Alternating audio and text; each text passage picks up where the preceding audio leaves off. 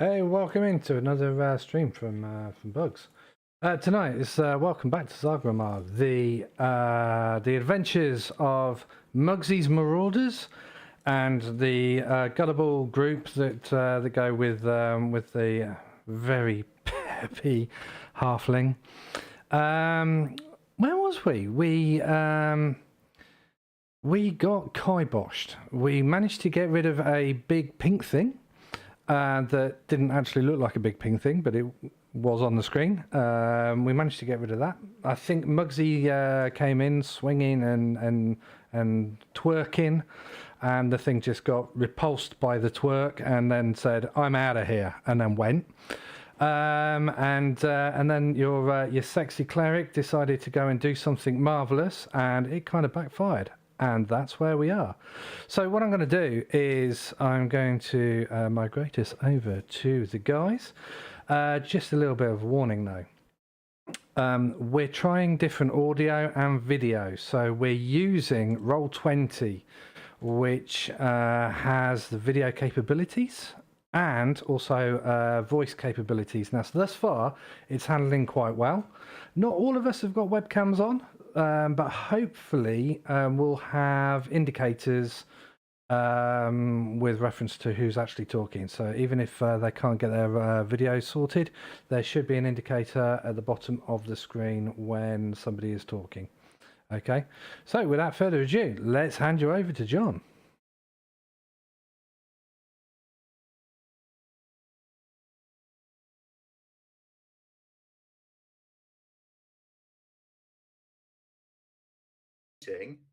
To confirm that Anthony, if you can hear me, sound off. Let me know that you are around.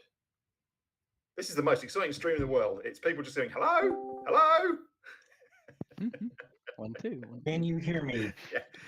Thank you, Martin. I can hear you. That's good. And I know that. Can you hear me, John? Are just finishing off their dinner, so they're running a bit late. Hey, there he is. Hi, Pete. So that's okay. And I think Christine's there in the background, although you're currently muted, so we can't actually hear you, Pete.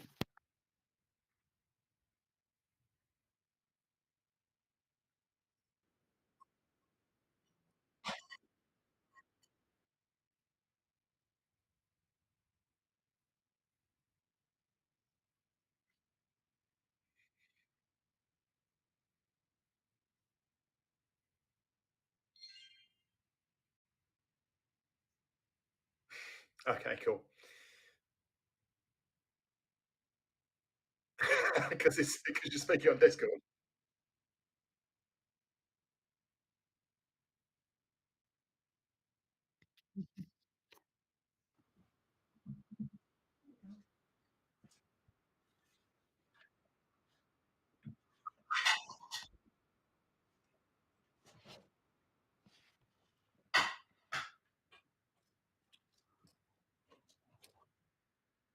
Mm-hmm.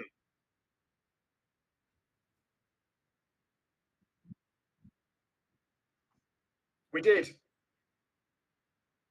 We did. We did it. We did it about 45. Well, we decided it in the weekend, and we experimented properly starting about 45 minutes ago. So we were all right. All you had to do is click the button, man. It should work. I've got doggy. It worked for everyone else. Everyone else made it work. No. Oh, we're back on. Actually, something we haven't tried. I don't know if you can hear Christine or not. Christine, do you want to say something? Yep. Hello, I'm here. Finished eating. Yes. I can hear you fine, Christine. Thank you. And by the way, I just like to say as well, the audio here is a lot clearer. I don't know if other people are finding that, but I'm finding the audio out of this much clearer from everybody. Good. Good. In comparison to how it's been previously. Hey, there we go. He's up. He's there. He's coming. Come on, Muggsy. Talk to me, man.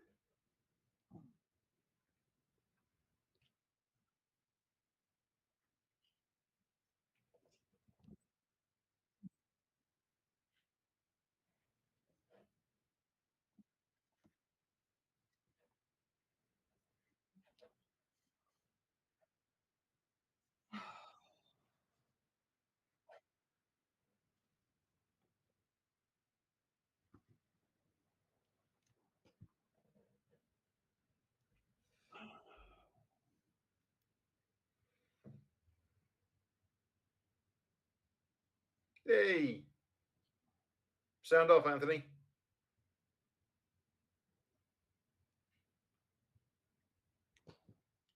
Can't hear him. Might be If muted he's in the still connected to might be Discord, muted in the browser. if he's still connected to Discord, that's going to be a problem.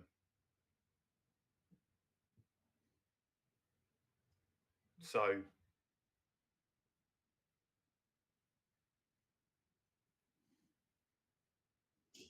yeah, it depends on how you got it set up. But I found that Discord was muting me. Earlier, I found Discord was muting me. So Yeah, Windows won't allow more than one device to connect to the audio, I don't think, will it? yeah, some weird audio problem. There's a weird audio. You can put a bit of mixer software in front of it for both ins and outs. Weirdly, I was going to you say, can't right, have more than one headset or something.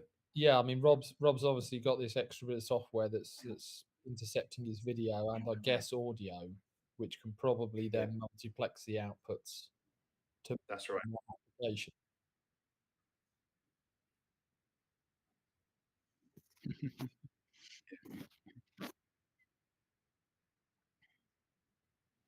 I did have full hardcore audio splitters, but Yeah, so if I realised it was a complete waste of my time. but if Because I don't do Anthony's streaming. not got that, then yes, one program will grab access to the microphone and That's right. Blocks it out, doesn't it? There's also the possibility that it might be blocked in the browser because obviously things like Firefox and Chrome. You have to enable it.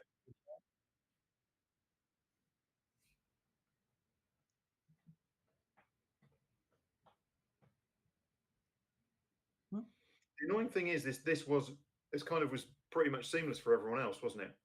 Like, everyone else was straight in. Ish. Yeah, I mean, I the only thing that had me was that because I had just text only at the bottom of Roll20. Yeah, It didn't offer any options. People were saying, "Oh, click on your avatar, click on your icon." I'm clicking on that's it. right. Anything. I was exactly the same. So earlier on, I enabled it. I went in and enabled the settings, and then mine was set to text, and I was like, "Well, how do I connect? What do I do? How does this work?" So it took me a minute to work out that you got to make the things big and all the rest of it. But yeah. Oh, yeah. Here's a cool thing. I'm going to let you here. Right, Pete, you listening? Yep.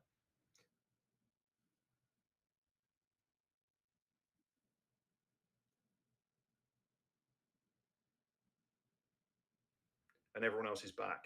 Yeah, but when you're talking to me like that, was that blocking anyone from hearing what I was saying to you? I couldn't hear anybody. I believe so. So let's try this. Okay, so I'm gonna say something. I'm gonna do 1, 2, 3. Then you do 3, 4, 5. Hold on a second. Okay.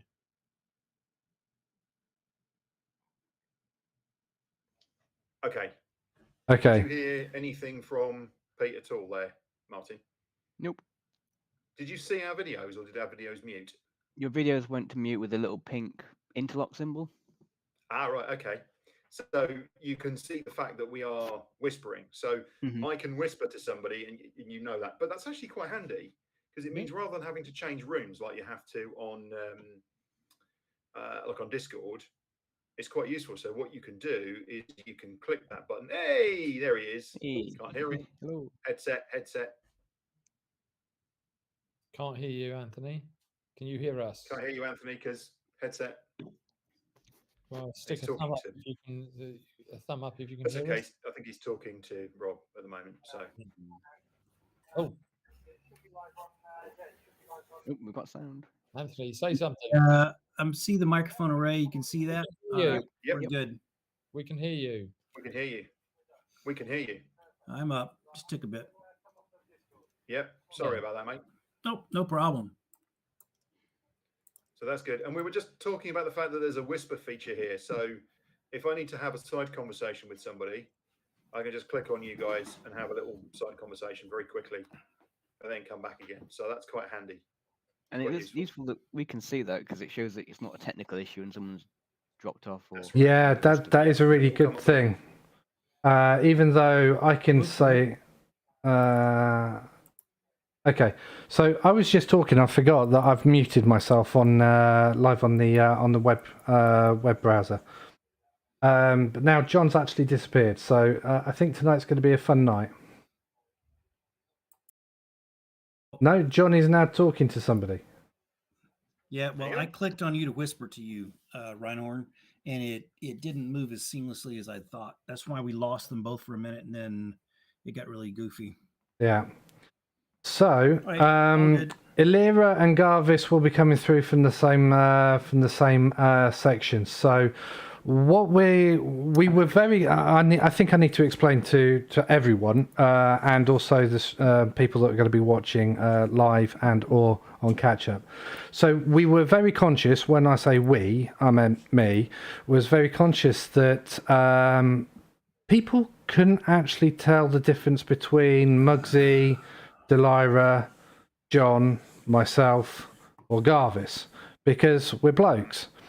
Now, if I put on a high-pitched voice, I might be able to confuse you thinking that I'm Illyra, but not really. So what we decided to do was try and find a way that isn't going to overburden people with their tech to get video on the go.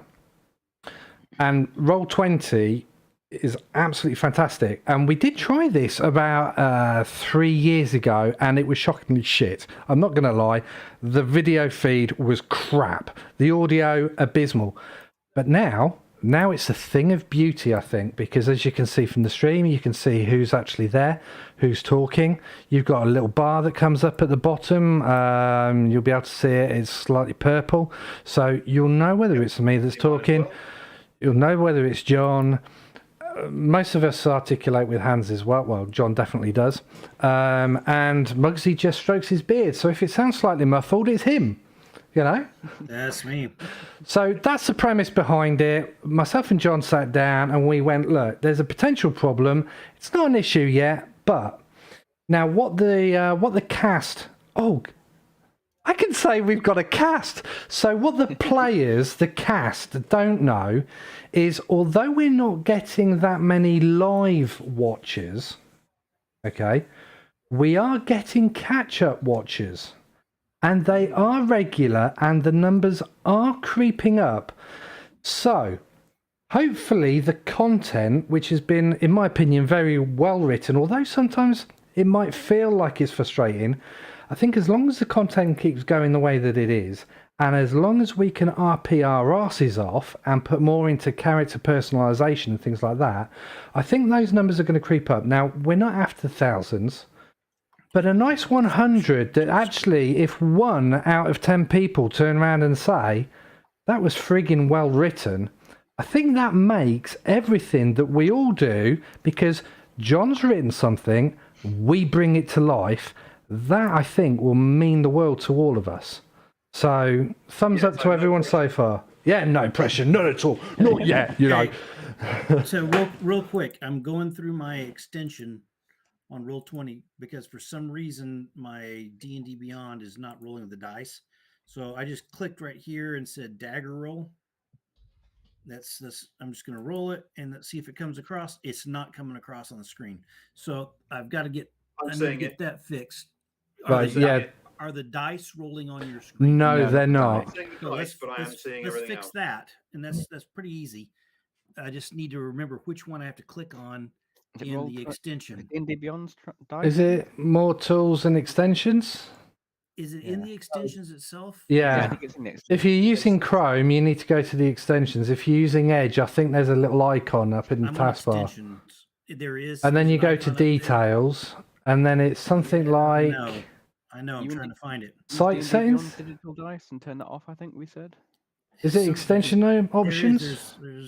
Yeah, it's extension options, mate. And then you go down to, like Morny said, what was it, Mon? Use D&D Beyond's digital dice, and I think you said last week to turn that off. Yeah, turn it off. We had to go through that whole stupid thing. Yeah, so it's replace dice formulas in the VTT. Well, in Roll20, you'll find if a spell card or a theatre, enable this will form a clickable generate the roll in chat. Should be the fourth. No, that's not it. The options. Okay, I'm Right, looking. let's go back up. Beyond. Oh 20, yes, beyond 20. Go to extension options. There's more options as advanced options. So I say more options. Yeah. Okay. Type of roll. Nope. Use D&D Beyond digital dice. That's where I turn it Switch off. it off. Yeah. Dang it. I couldn't find that. I was staring at it like crazy. There you trying to go. figure out. So So now, I'll do a quick little dagger attack. Boom, boom. Come on. All good. There you Man, go. I don't know why that went away again. No, So odd. between that, I'm freaking frustrated. Sorry about that, guys. We're up. no worries. I'm running. Didn't work for me though, and I just changed it. But there you go. That could be because of something else. Let's have a go.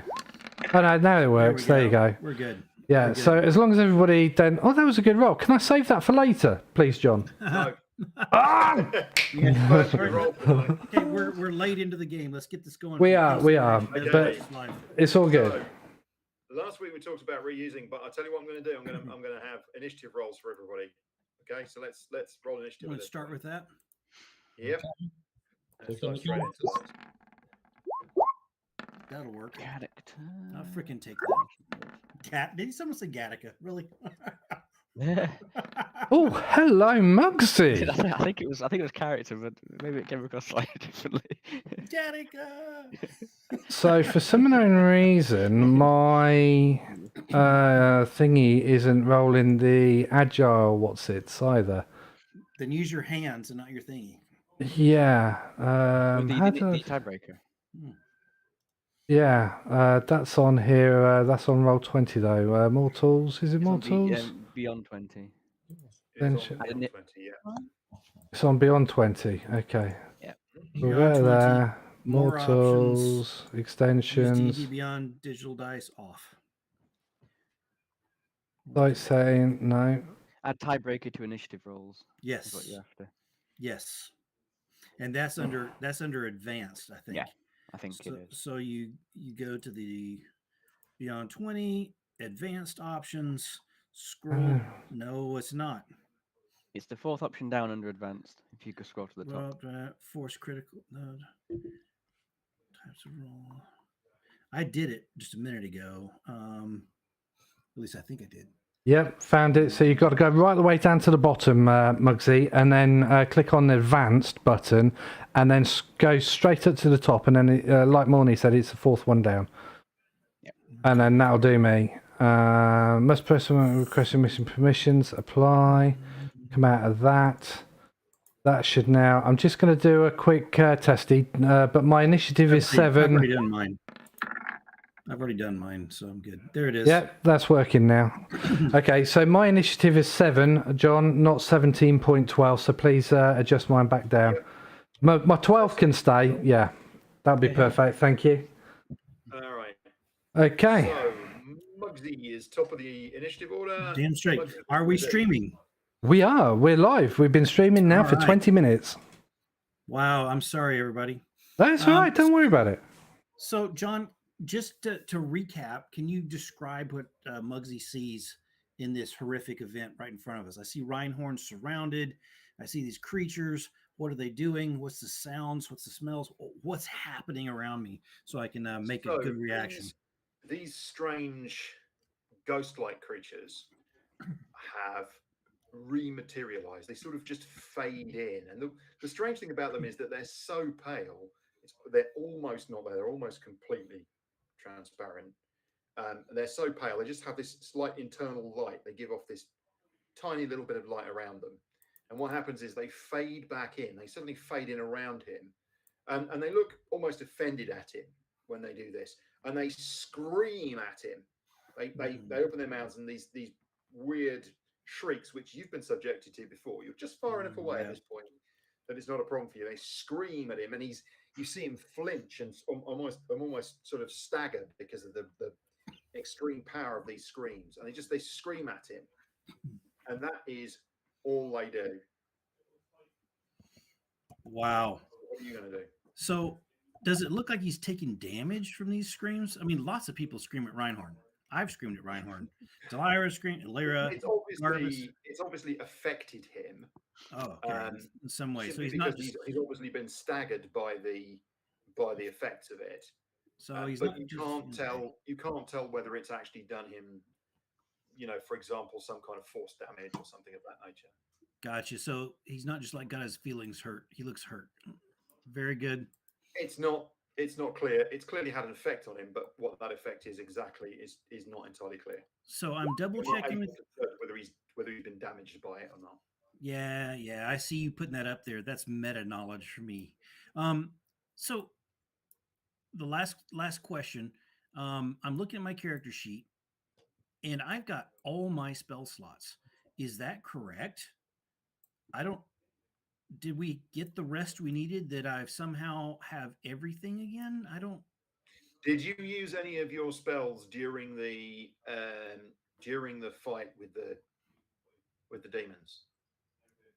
Yeah, I don't think so. you changed places with me. I did change places with you. Yeah. And you've cast a portal. Isn't it? Or is it? And I did portal for points. Well, it's not a spell. So okay, it's not. It's points. So I will assume that I have used vortex warp once. I'm going to mark off one slot, and I am at this point going to cast vortex warp again. And my intention is to take Reinhorn from where he's at and stick him right behind me. Okay.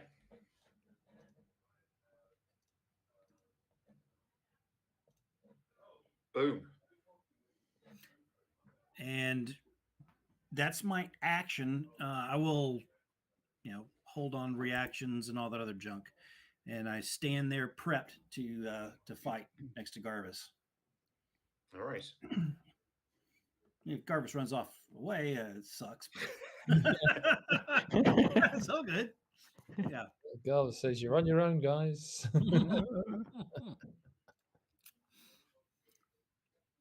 Yeah. So we've got how many of these things? Quite a few, isn't there? Mm-hmm. But they have just screamed at Reinhorn. Okay, step up and start trying to hit them. Just going to get rid of that spiritual weapon. Was that 1 minute? Yeah. Rob? Yeah, it's only up for a minute. Yeah. Ooh, not your best roll. Not. Yeah, I mean, your axe just passes through this weird creature, smack sort of through its vaporous form, and you feel the magic biting as it passes through. You feel that rip and that tear of the magic, and the thing just goes.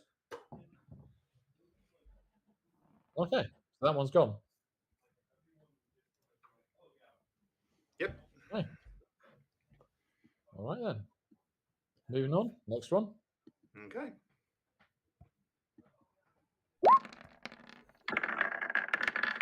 Again? Well, hey, it worked last time. Okay.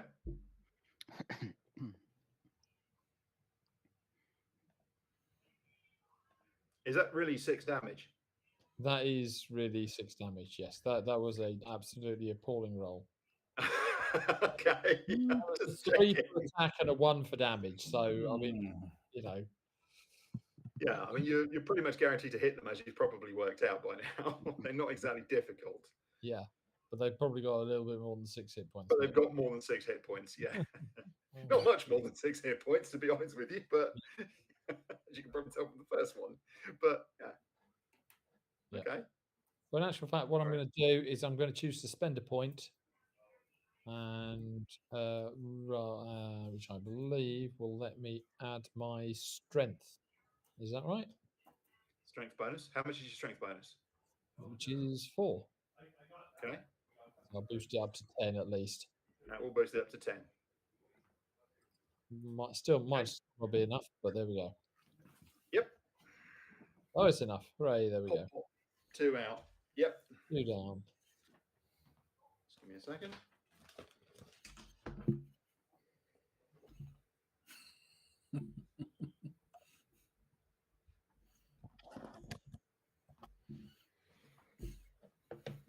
Okay. Delira. All right. Well, just finished putting the tentacle away from last round. um, so that green thing can go. Thank you. Yeah. Don't ask her where she put it. It never fits in the bag. It never fits. Going to tentacle away, Mal, darling. They're never as useful as you think they're going to be. Right. I think we'll cast a moonbeam down on this. This area here. Okay, what's the radius? 5 radius. So 1 square. 2 squares. No, 5 radius. 2 by 2 squares. 2 by 2. Got it. And yeah, 40 foot Going high. to position it there. Is that right? Yep. I was going to move. Yes, that'll go. That'll do. Okay. And I'll move on across. Bit closer to the ship. All right. The moonbeam. What does the moonbeam do? I'll put it in VTT. Bang up in the VTT for me. Yeah. And take a con save at the start of their turn, I think. Mm-hmm.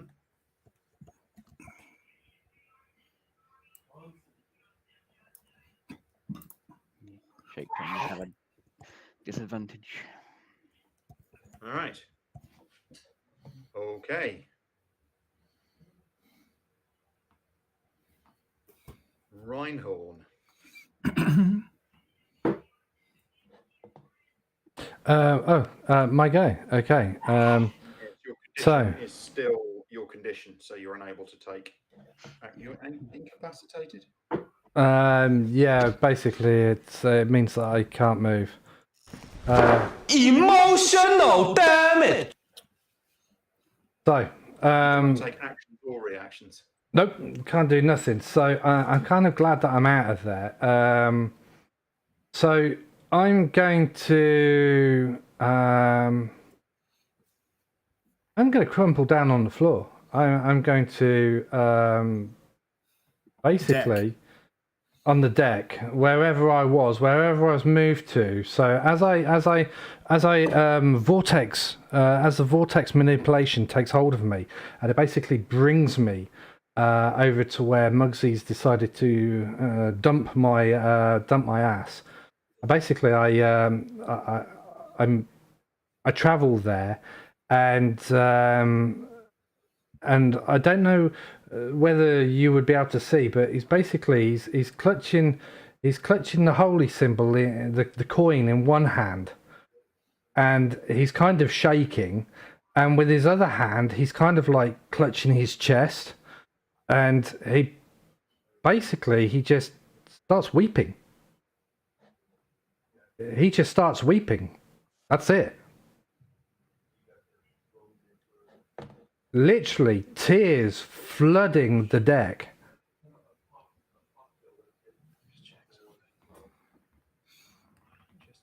And that's happening amid the spasms of not being able to actually talk all that much. So it's literally cry, bit of gasping, and it's almost like he's hyperventilating. It's almost like he's just gone completely the wrong way.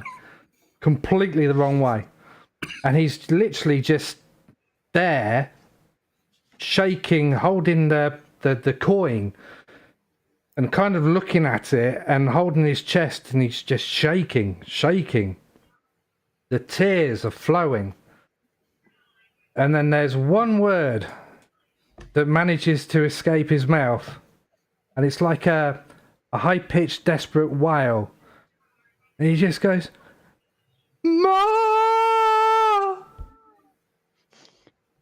Yeah. And that's my go done. Okay. I got a bit of reverberation back on that as well. That sounded so cool. It sounds pretty amazing, actually. To be fair, I was like, holy shit, that was cool. I did not plan for that to happen. All right, so it's their go.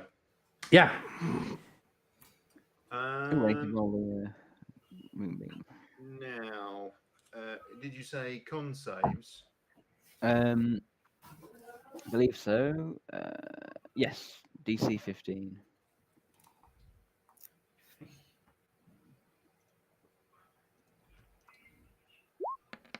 Both of them were both of them were failures.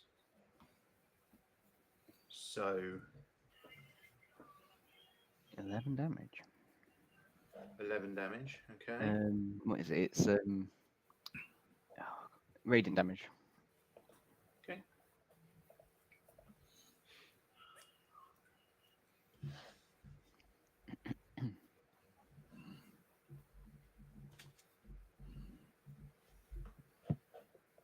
All right.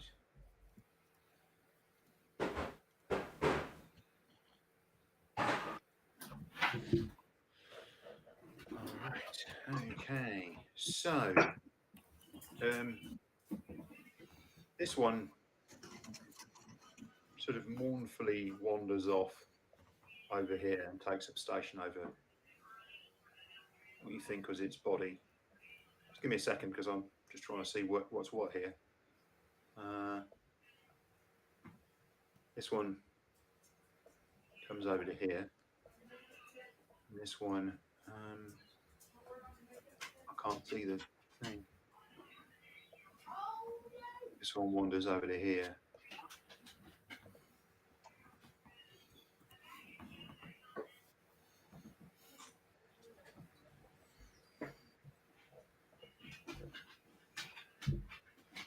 It doesn't attack you. It obviously just wanders over and hovers over it, over one of the bodies.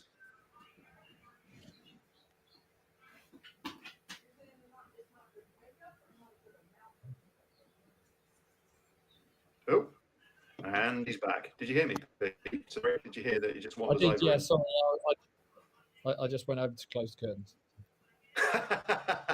Okay. That's all right. As long as you can hear me, it's fine. You should be able to mute the video without needing to whatever. So that's all right. Okay. So it hasn't wailed at you when it came over towards you. It didn't wail at you. Yeah. I think it's only when we disturb the bodies. So I think as long as we stay away from the body.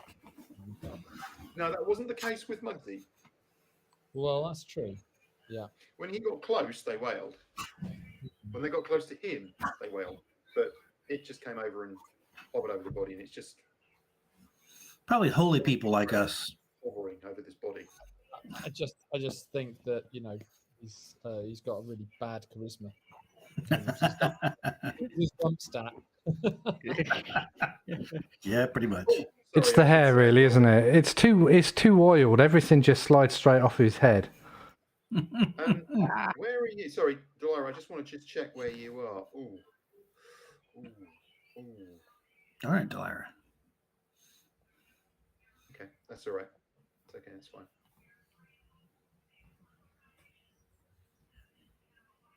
I'm in the square of death. In the square of doom. I should say, it comes in the side of the airship and comes past here. Oh boy. And it just sort of stops there. Do I get an opportunity attack? Do you want to take an opportunity attack? Yeah, I As it do. comes past you? I do. I think it'd be Okay, the then. obvious reaction is just to my little +1. You know what? Instead of the stabby short sword, I'm using the +1 scimitar off, pulling that off the back because it has a swipey motion. Oh, if you attack it when it's there, then you get sneak attack points. That's my thought. If I hit. No, I didn't. Wow. How in the heck? Okay, Well, anyway. What do you mean you said you didn't hit? What, a It's 12? a 10. Yeah, you did. That's a miss, actually. Yeah. I was going to say It's pretty bad. It was a try. Sorry, Delara. That's what happens when you swap weapons in midstream. It doesn't attack you, Delara.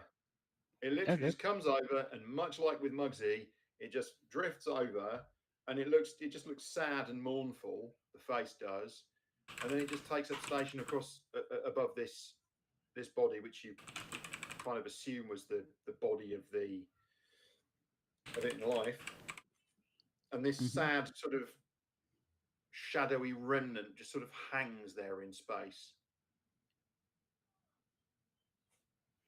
Okay.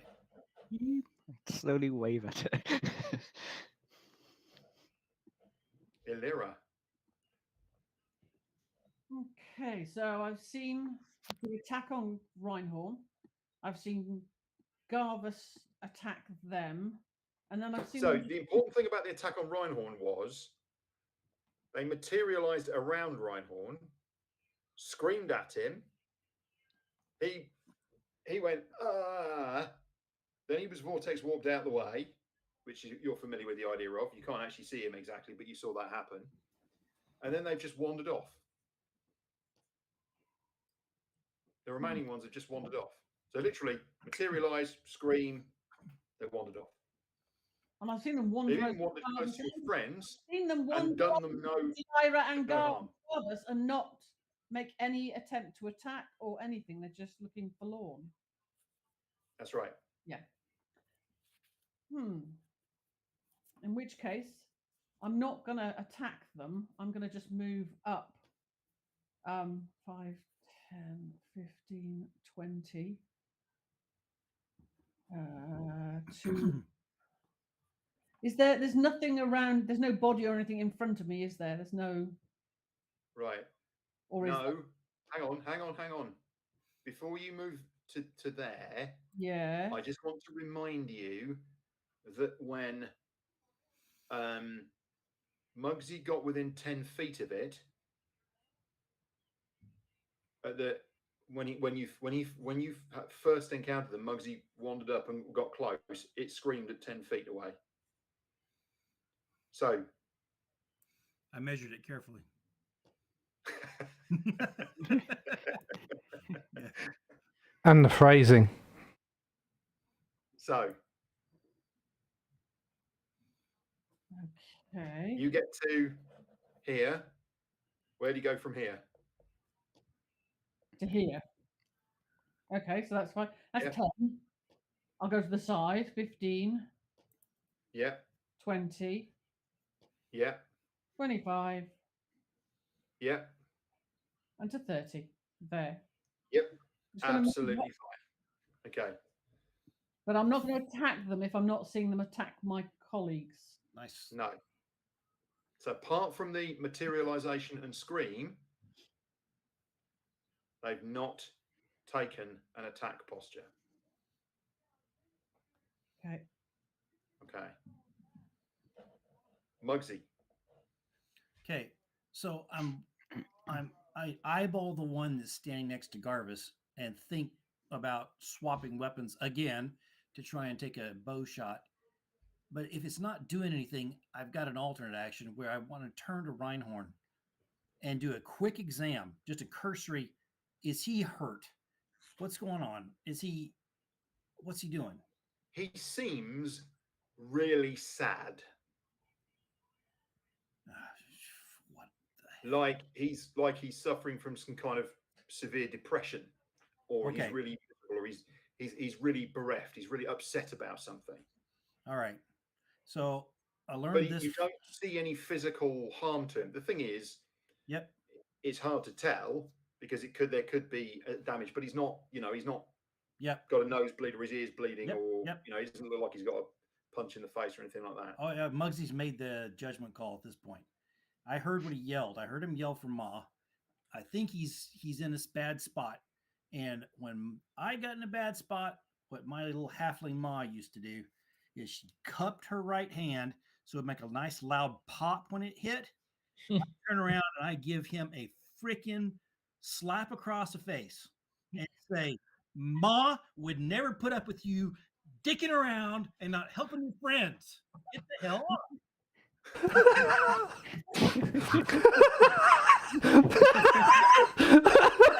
Feel the fucking love.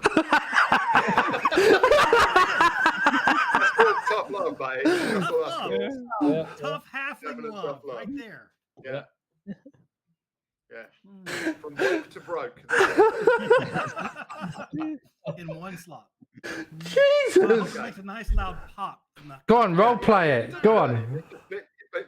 But he was already feeling pretty miserable. And now he's just been bitch slapped by his buddy. It'll help.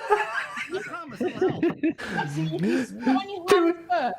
John, Maybe he needs to make a charisma saving throw to snap out of it or something. do I get advantage on that roll because of what he's just done?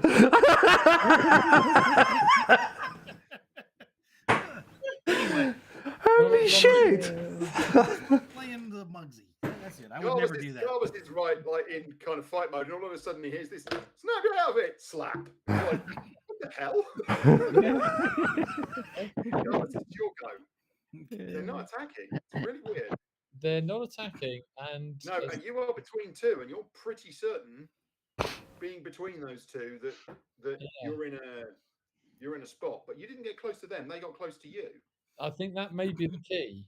Is that they approached me, not me approaching them. So, given that I'm already within 10 feet of this one here, I'm going to see if I can't maneuver out of this area.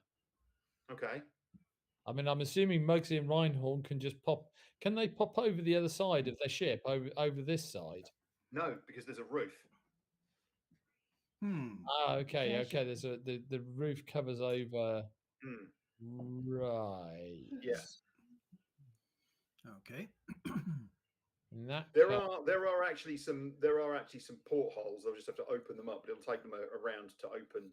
Yeah. Basically, open the windows. There's this visibility out of here to basically smack the windows out and bail out, but it'll take them around to break the windows open. Well, these things do seem to disappear quite easily. So I'm going to clear a route out for Muggsy and Reinhorn, because if they move over, they're going to be moving within 10 feet of these things, and they might get slammed. So I'm going to attack this one. Okay.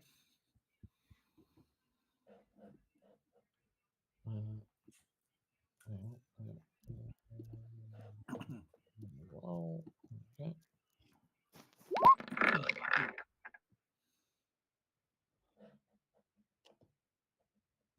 10 points of damage. Right. Move to here and attack this one. Okay. So when you move towards it like that, it screams at you. Oh. It's. Oh yeah. So it is when you move towards them. That's Yeah. the problem. So you need to make a Constitution save. But it looks like they can only scream once per round, because when you move towards the other two earlier, they didn't scream at you. The ones that had already screamed. There we go. Reinhorn. You're fine. It hurts your ears a bit, but it's not. Yeah. You know, as in it's like, oof, that's nasty. Yep. But it's not. But it doesn't affect you. Okay. All that crystal dust that's in his ears. Oh, what the? Oh, that's a miss, my man. Wow, I'm getting really bad rolls today. Wow. Could have used some of that halfling luck right there. That's brutal. Okay, well, hopefully Delara can pop this thing. That sounds disgusting. You know. All right. Are you done? Yeah. Or are you moving more? No, I'm going to move more. So, so there we go. And I'm going to basically say to Muggsy and Reinhorn, I'm going to say to Delara, kill that thing so Muggsy and Reinhorn can get out. So I think I moved there 5, 10, 15, 20. Was that 25? By the way, Delara, you heard this thing scream at Jarvis. So you heard the scream, and it was quite high pitched and annoying, but it didn't affect you. It's directed, which suggests it's directed. Yeah. Directed at an individual. Okay. Okay. Well, let's attack the one that's in front of me then. All right. Let's do primal savagery.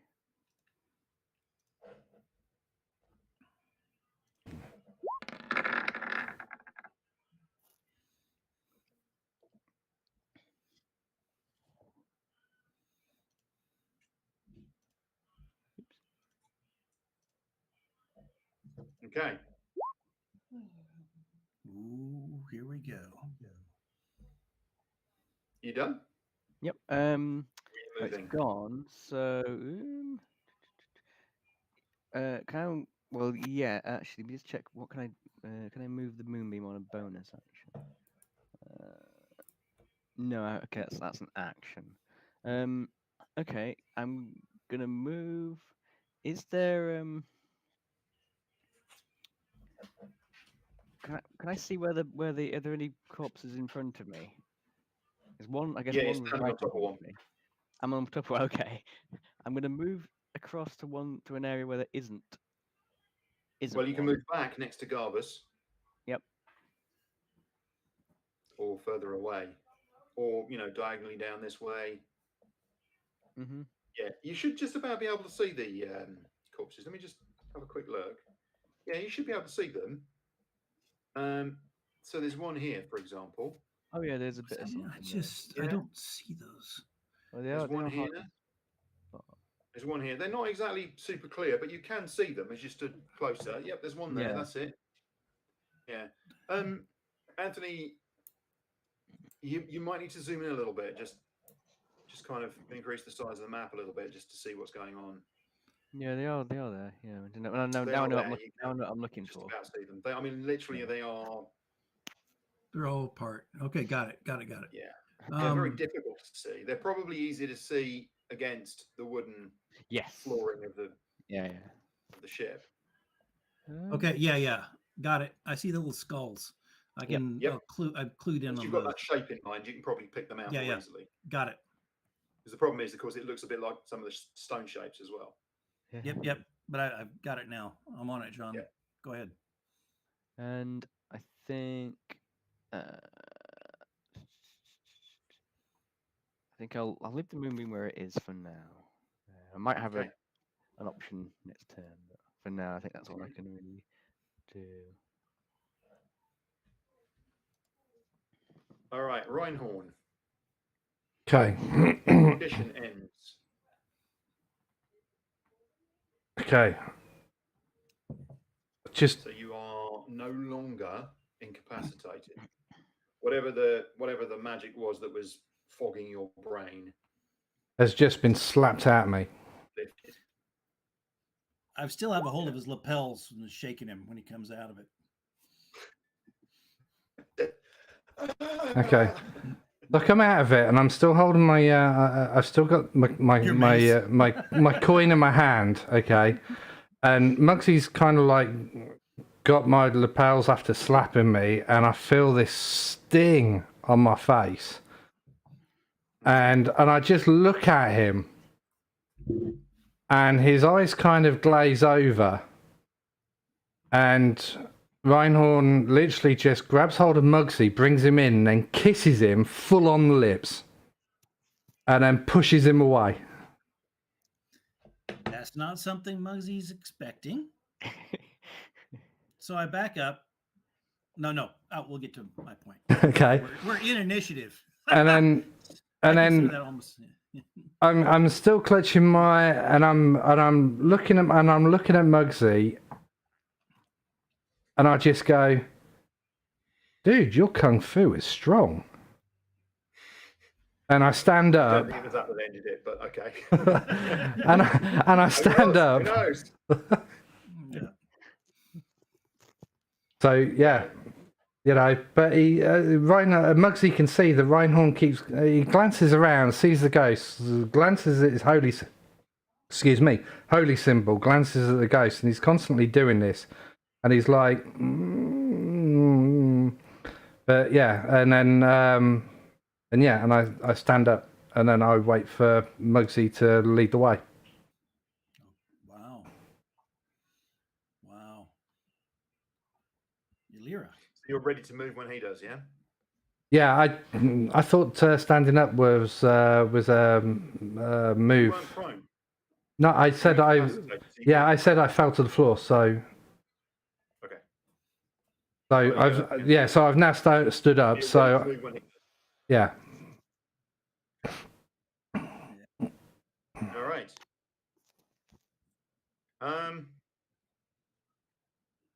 all of the ghost-like creatures just stay where they are.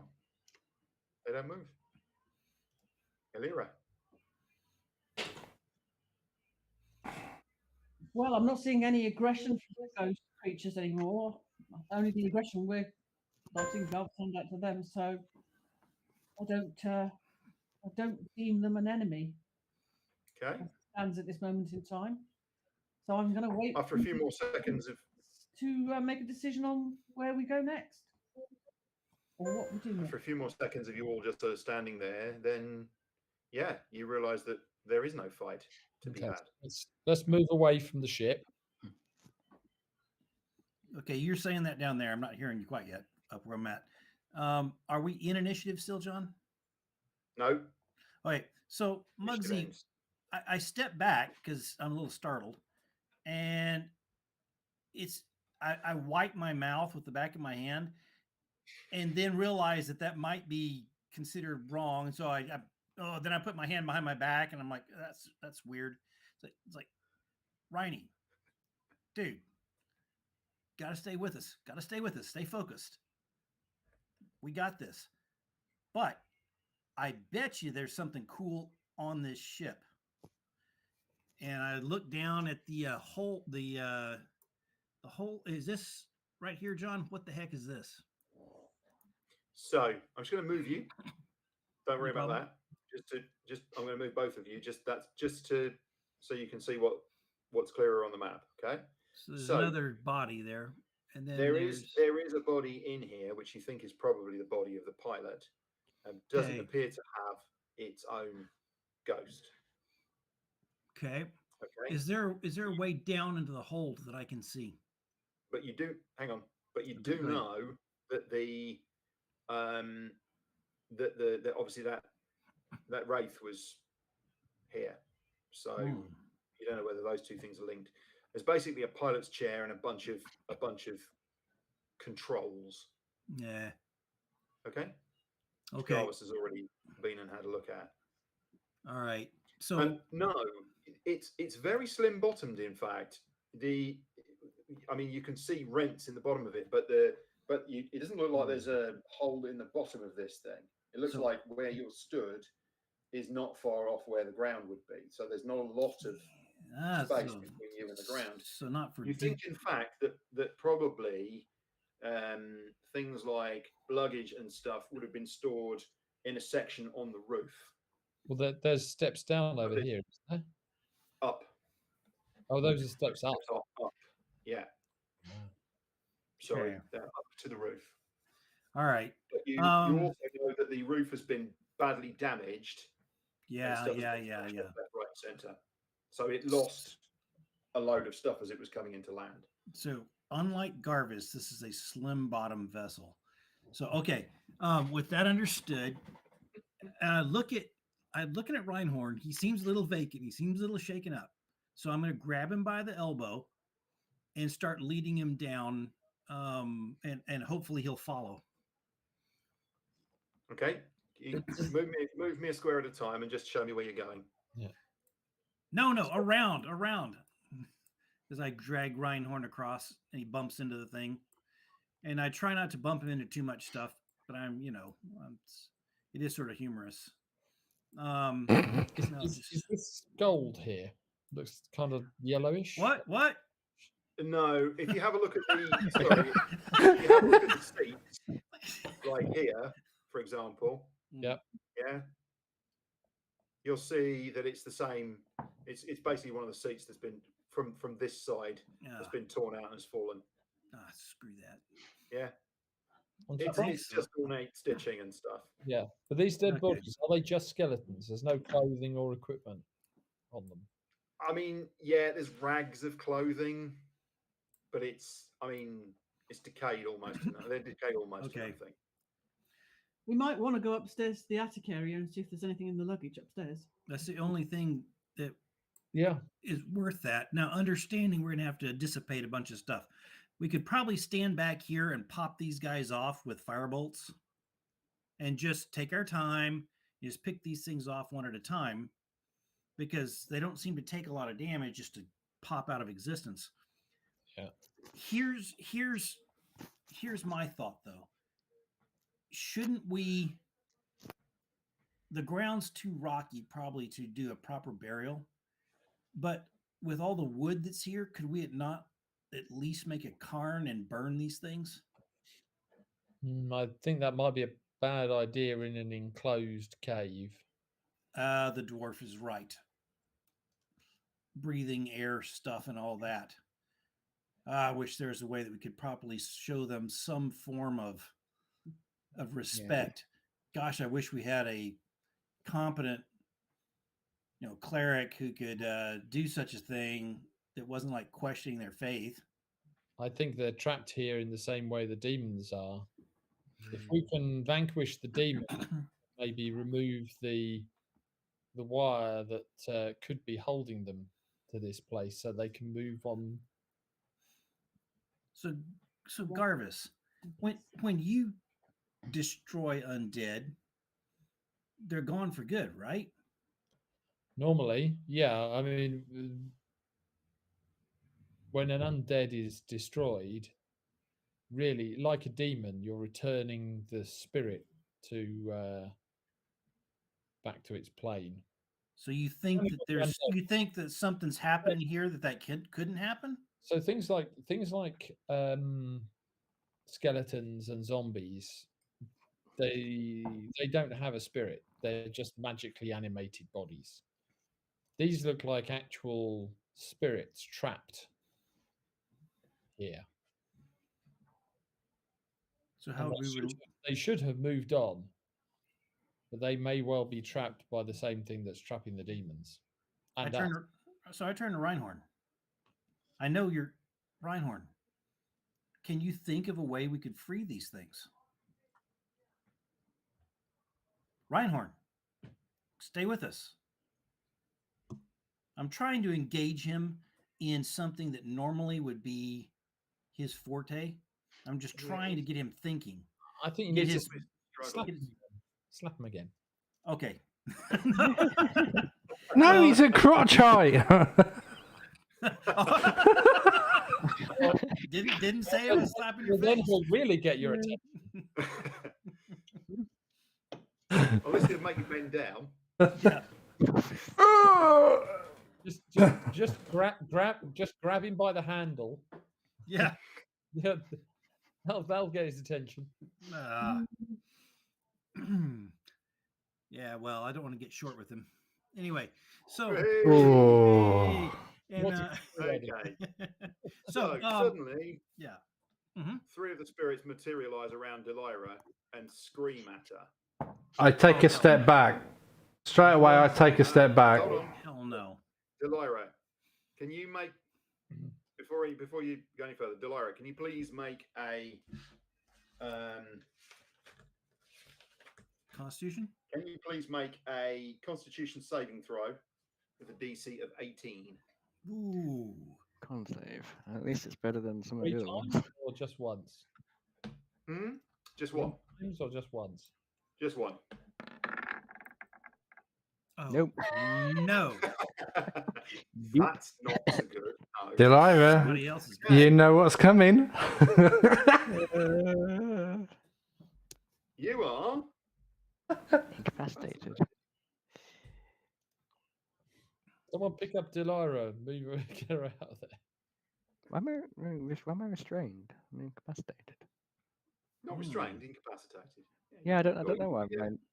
mine Can't take changed to action, restrained. Basically, can't do anything. Oh, yeah. There you go.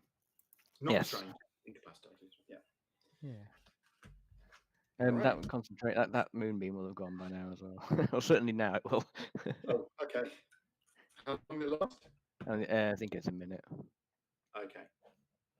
Yeah, a minute. Right. All right. Now, do you guys want me to roll? Do you guys want to roll initiatives and respond to this, or do you want to just scatter and run out the way? I think we should Grab just. her and scatter and run out the way. Yeah, I would go with that. Well, Yeah. I'm definitely moving out of the way.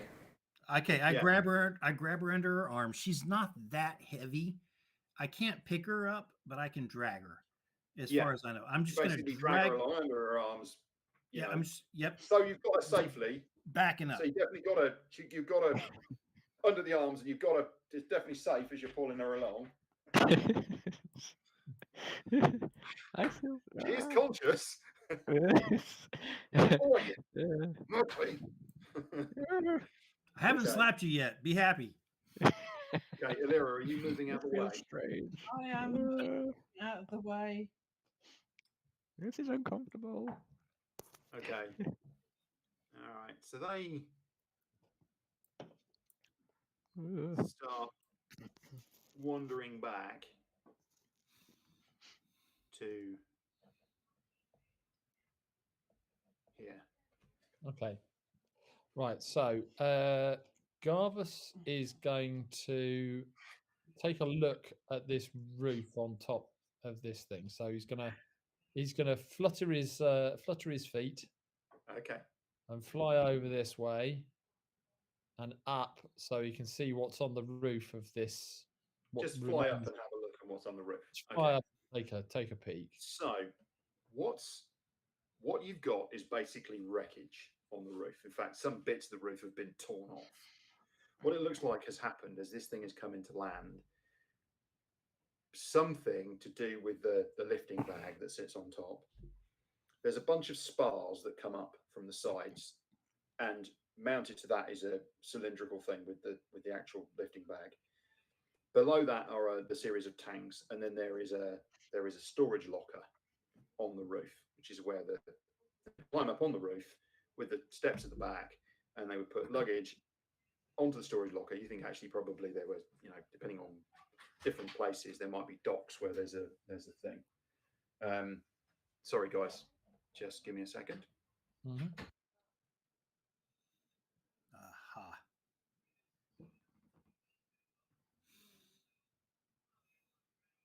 Interesting. So I'm thinking after we've dealt with this, I think I think Rob's suggestion from last week is probably the best way forward. Because I believe the idea was that between our spellcasters, we have a couple of dimension doors.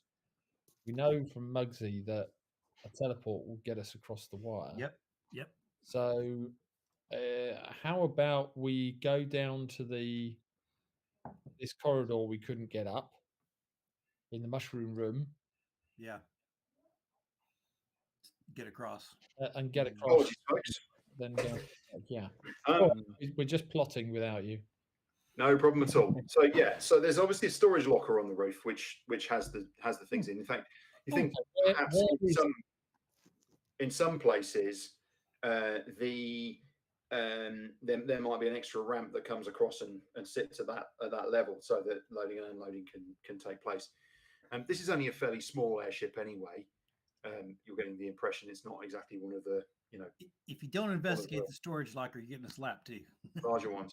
The storage locker is torn open, and there's basically just mess everywhere. I mean, if there might be, you could probably sift through it. There might be a few things of value in there.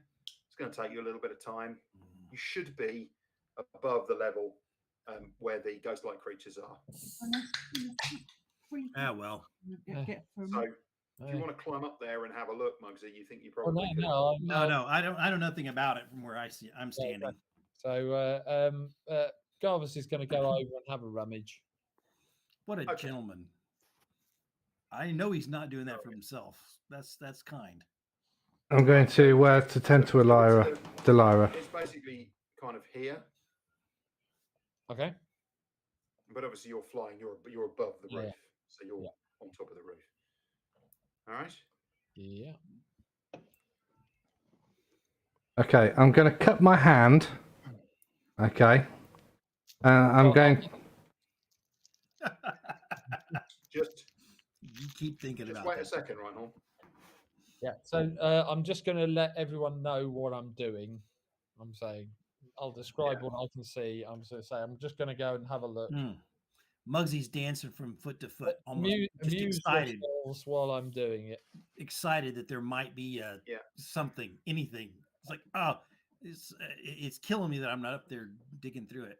Yeah, but power for my lap. Mugsy, you know that the dwarf's not honest. He never hands over the loot. He Because we've got some gives good news for him. he gives the loot away. He does. He just gives it to the wrong people.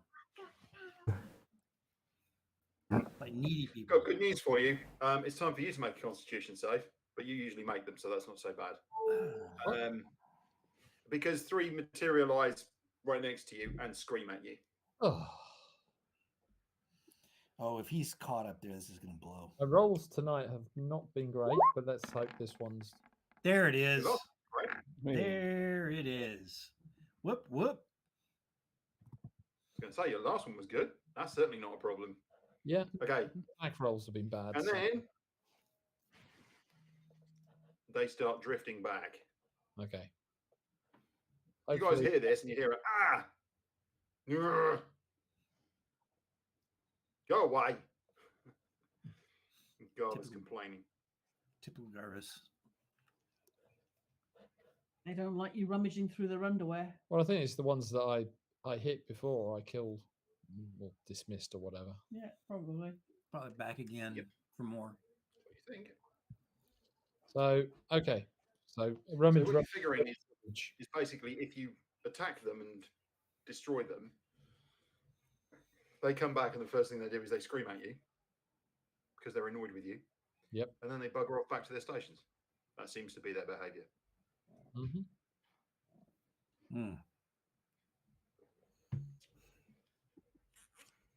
I do feel Okay. for him. All right. So you have a good old rummage.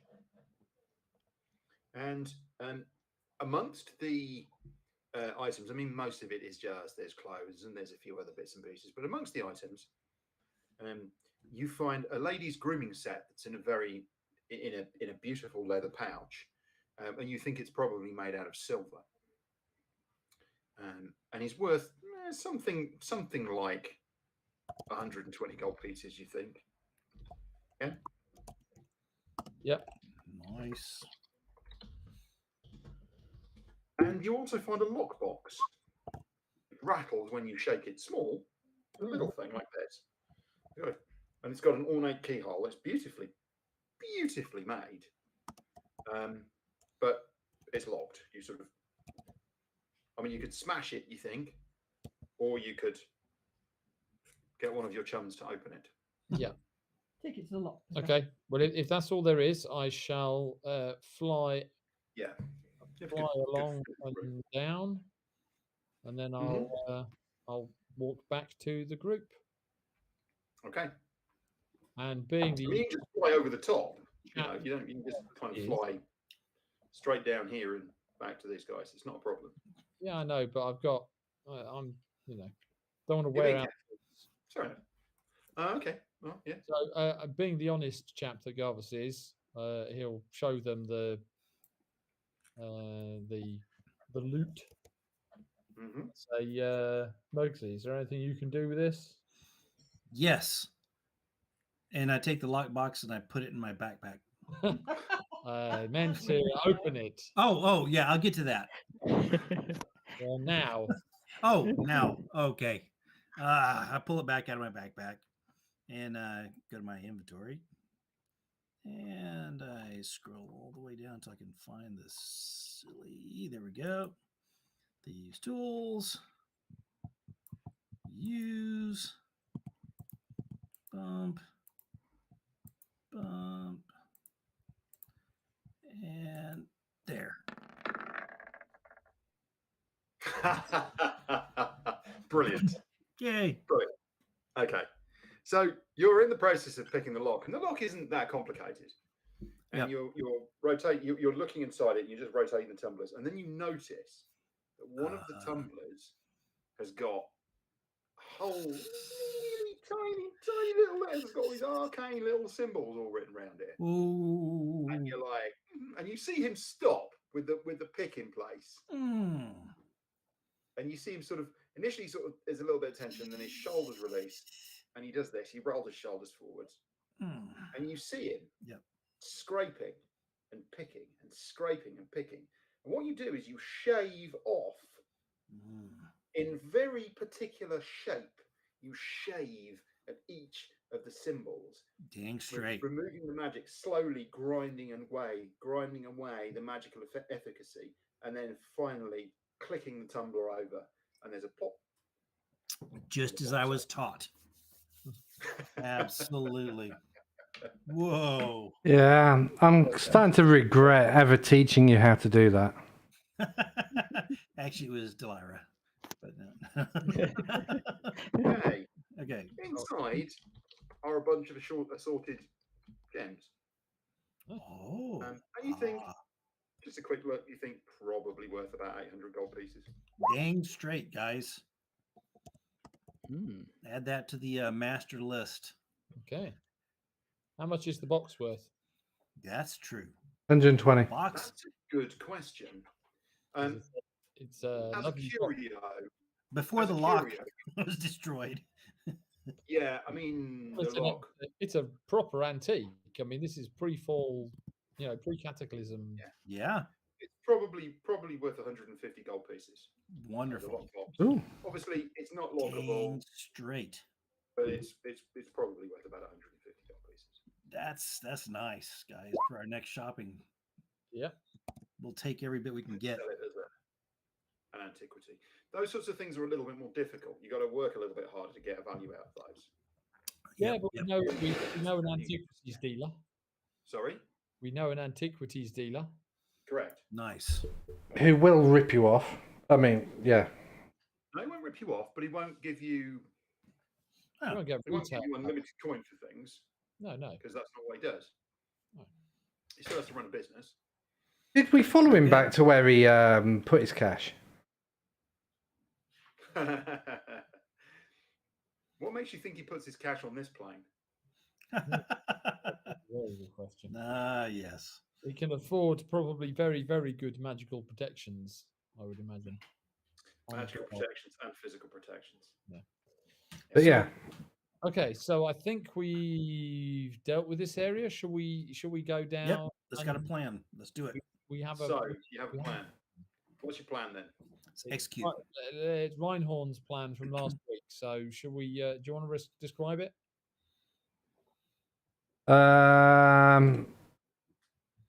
Yeah. So basically, trying to teleport across the barrier, and as we've already come through the from this side, there's really only one place that we haven't been through, and that's the mushroom room. So you're going Corridor. to the mushroom. Room. The mushroom room. Mushroom. Mushroom room. Yes. So thinking of going down into there. Everything's locked up in down there anyway, isn't it? So if I remember correctly. Yes. Delira has snapped out of her incapacitation. One assumes. If I'm still dragging her, this is getting old. Yeah. Yeah. Yeah. It didn't take very long, and she recovered. Right. Just hold on a second, guys. I'm just going to do something. So whilst we were on our way back down to the main complex and what have you, because Reinhorn's sticking like glue to Muggsy. I mean, he normally does anyway, and Muggsy just hears, "But they came back. But they came back. They shouldn't have come back. They shouldn't have come back." He's acting weird. And then he flicks his holy symbol up in the air. Does it stay floating? What happened? He flicks his holy symbol up in the air, and it starts to tumble in the air. And you guys have all seen that. And suddenly, it's like he stops, and you're absolutely all convinced that he's glowing. Just hold on a second. He's strange shit like this all the time. I'm metamorphing into a butterfly. No, I mean you're consumed by the fires of your goddess, and this voice speaks to you, and it's your goddess's voice. She says, "You're trusting me, Reinhorn. It seems to have been shaken, but not you're trusting me. You're trusting your own power. There are magics afoot that even a god would struggle to overcome. Strange depths to the historical structures of this place. You are doing your goddess's work simply by fighting against these forces. Why forsake me?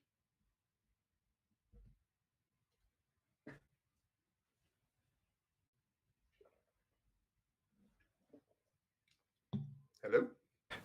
Honestly, goddess, I thought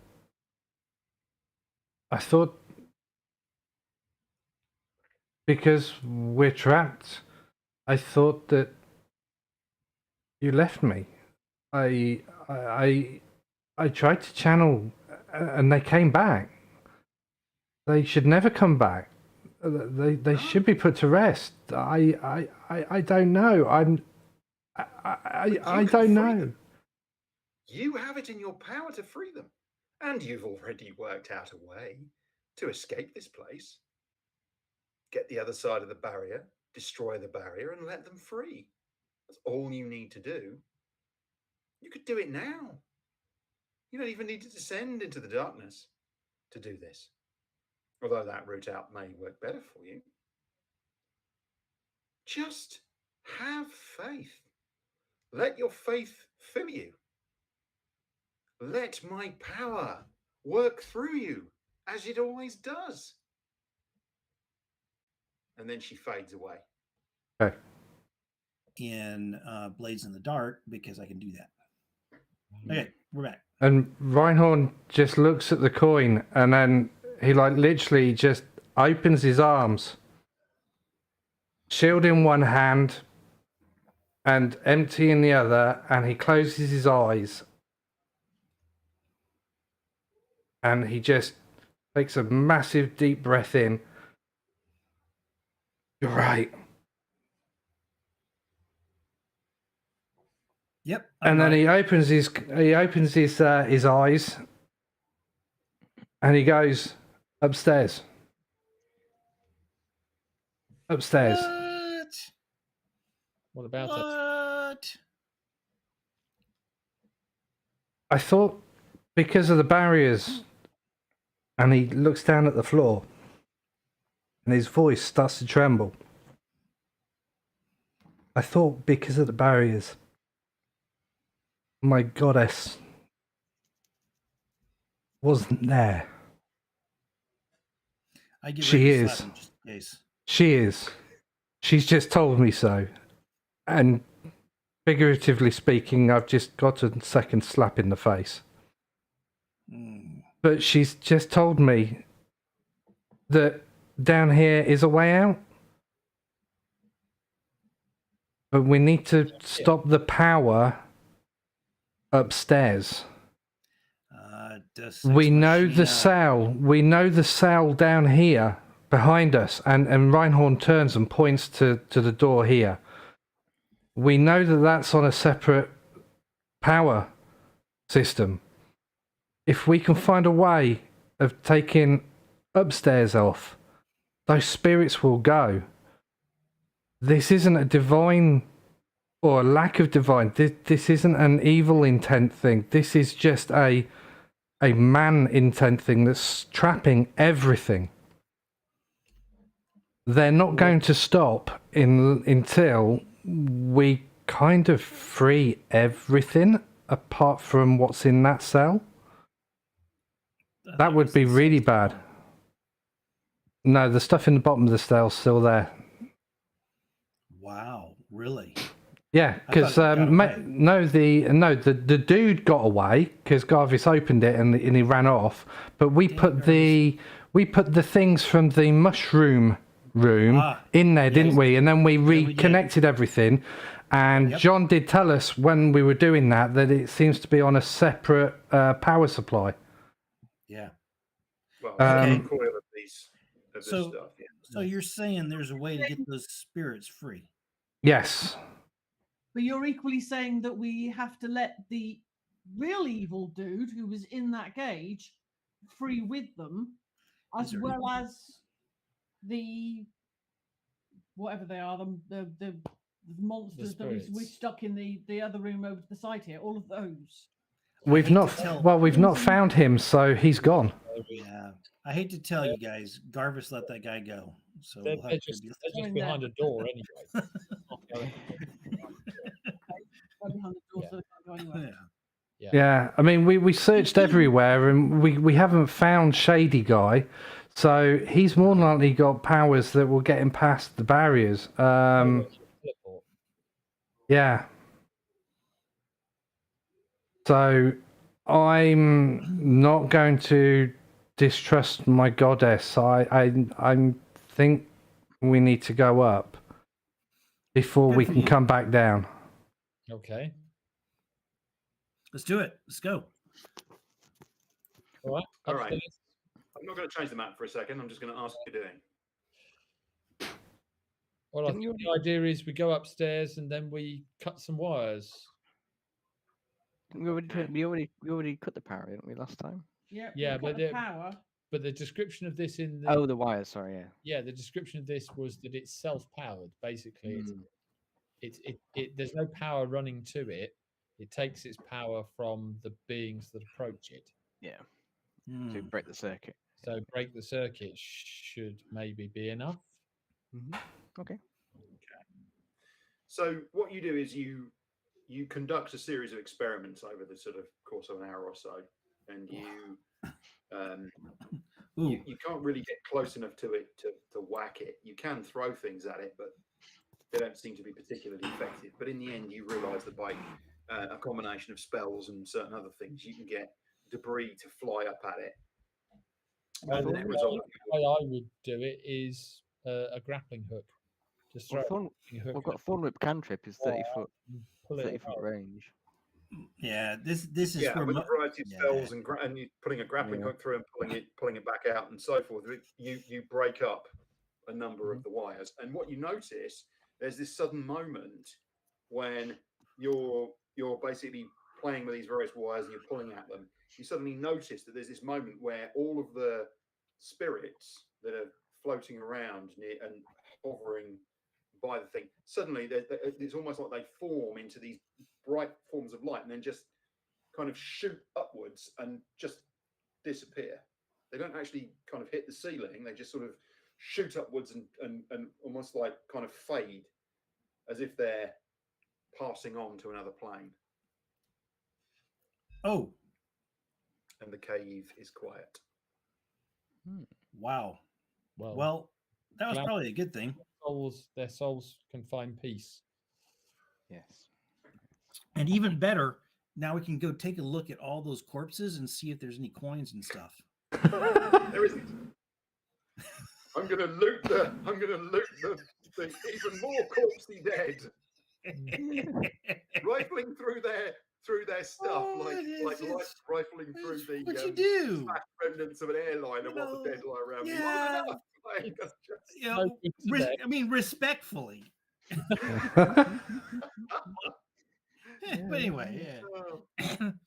So Okay, I assume I'm stopped and I don't get to do that, and then we'll we can move forward. So now we may well just be able to walk down that corridor. Mm. okay. So you come back down, and yes,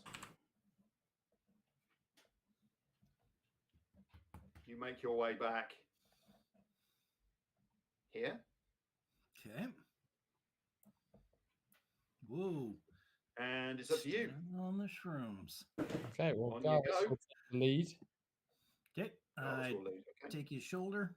Pass that. I could pass that trace back up again. I thought it was a great idea that I had the Right. all the avatars at the top of the screen, so it was like near the camera, like this, and now I can't see the characters. Okay, so yeah, you head down that corridor as a group. Yeah, I Good noticed. I job. noticed the Okay, rest of the you- group's not exactly following. You go, Really? you go probably about 200 feet, twisting and turning, and if you recall, I said it was on an upslope, and you can see light coming in the distance. Mm. But as you get closer, Garvis, you realise you're going to have to squeeze through because there's a a narrowing in the passageway, and there's quite a lot of rubble. But what you Dude. notice is that the rubble is all sort of higgledy-piggledy, but there's one stone that's just sat at the right angle where, when you get the other side of it, if you give it a sufficient kick, you know that whole lot will just come down. Okay. I So- don't know. I don't know that. I'd say No, to Garvis Garvis. does. I think I just Garvis. said to Garvis that he knows that. Garvis. Reinhorn's not getting through there. So you all climb through the gap. Oh, we can't. Reinhorn can climb through the gap. Yeah, Garvis is the biggest of you in terms Oh, of across the physical shoulders. wedge. I was getting talking. wedged. Oh, okay, across the hips is Reinhorn, but across the shoulders is Garvis. Got it. Yeah, well, across the hips, shoulders, and I mean, Yes. I mean, Garvis I can do a mean- better job walking under tables. He's better at limbo than Yeah. than Reinhorn is, but not by a lot. I mean, I'm great. We're all out. I'm behind you, Muggsy. I can hear what you're saying. So the passageway goes a little bit further, Garvis. Goes Yeah. about another 20 feet and then opens into this sort of bowl-like depression, and you scoot up to the edge and look out, and you're actually on top of the hill, but quite well shielded from the area around. You know, you wouldn't even really particularly notice that this gap was here, this cave was here. What time Right, of day is it? I'll Go ahead. explain to everyone about from the looks of these rocks, we can bury this entrance. What do you think? We can Let's do it. make sure that the dead lie in peace. They're already lying in pieces. Well, we've got to stop the And demons also coming out. these demons aren't disturbed as well.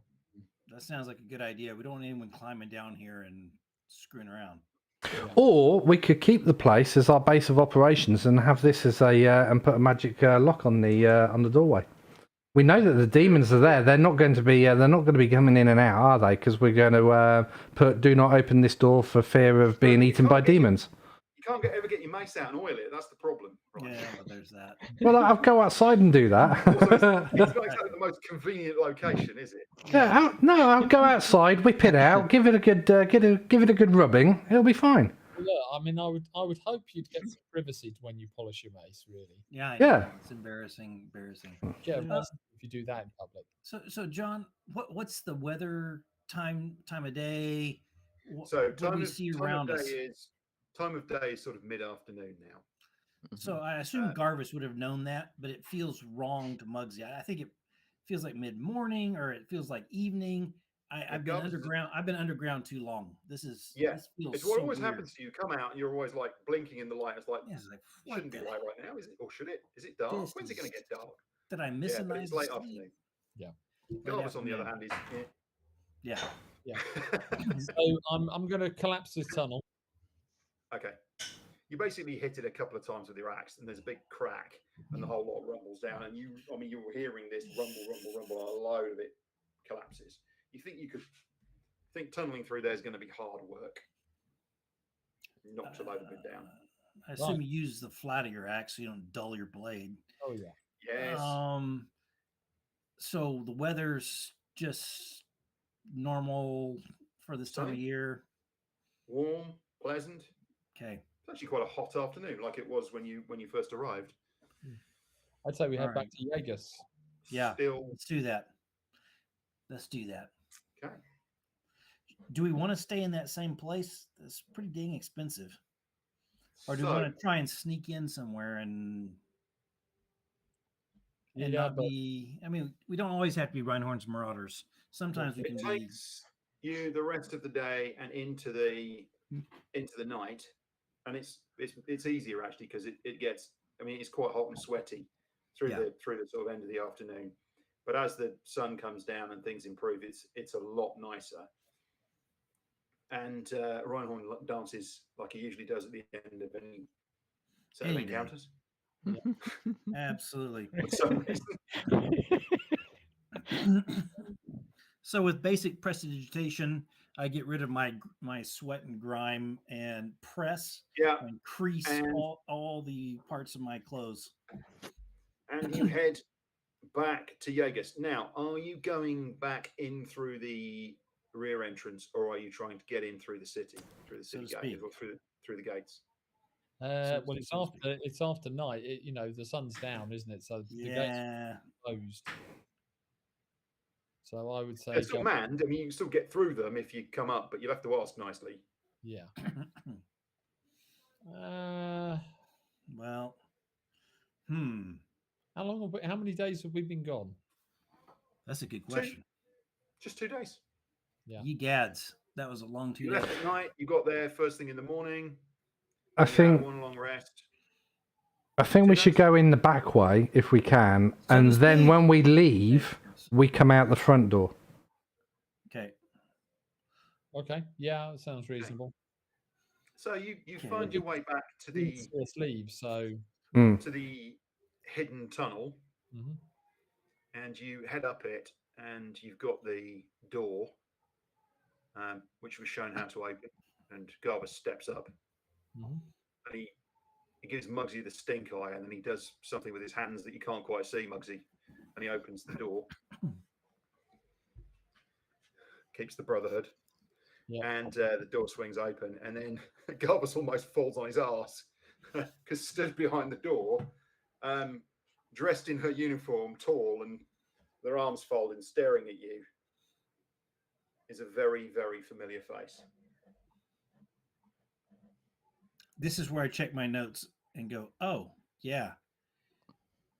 And then realize I didn't write it down. And I look over at Pete and think, surely Pete wrote this down. So, is it Sergeant Marta Chanceful by any chance? It's Marta Chanceful. Yeah. Just trying to find the She was always sweet on Garvis. completely the wrong part of this thing. Oh, here we go. Here I am. I'm back. Yeah, who's no longer a sergeant of the guard. She's now captain of the guard, I believe. Captain. Okay. That's right. I shall update. Lieutenant, in fact. Thanks to us. A lieutenant. Lieutenant. Mm-hmm. It's not a captain yet. Got it. A Louis. Hopefully not a second lieutenant. Ugh. Lieutenant. Lieutenant. Lieutenant. Second lieutenants. Second lieutenants and engineers. They all know everything. Spoken like a proper Air Force captain there. What about Anyway, so she stood there with her arms folded, and she said, oh, took you longer than I thought, actually. There was some prevarication. Dawdling coming around the corner.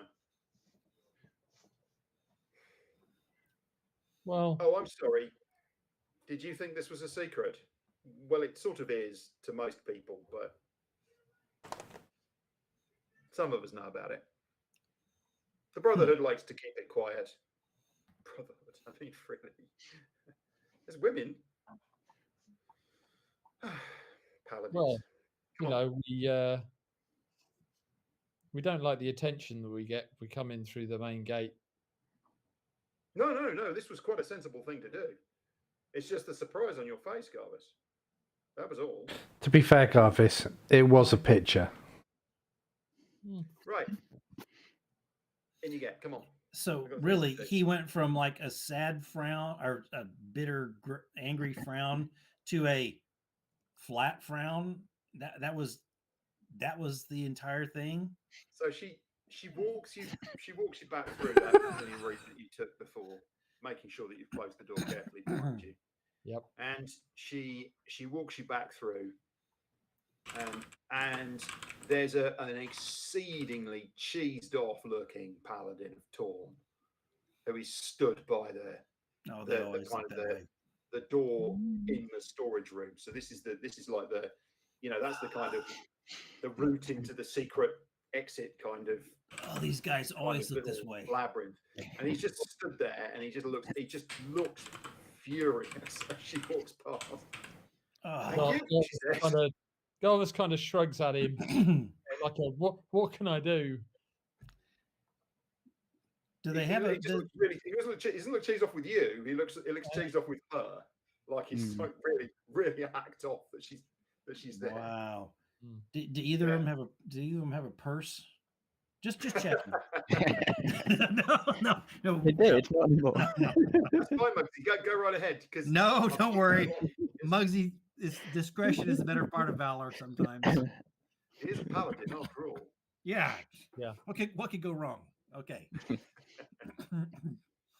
Very good. So So, I look longingly at her bulging pouch, so to speak, and so then we head. she walks you back out the front door, and then she stops just before she walks onto the square, and she says, "Right, just follow me." Uh-oh. Well, we found. Once we're in the guardhouse, come on. Yeah, it looks like we found a room for the night. Back streets, and back down into the 45 Manor House.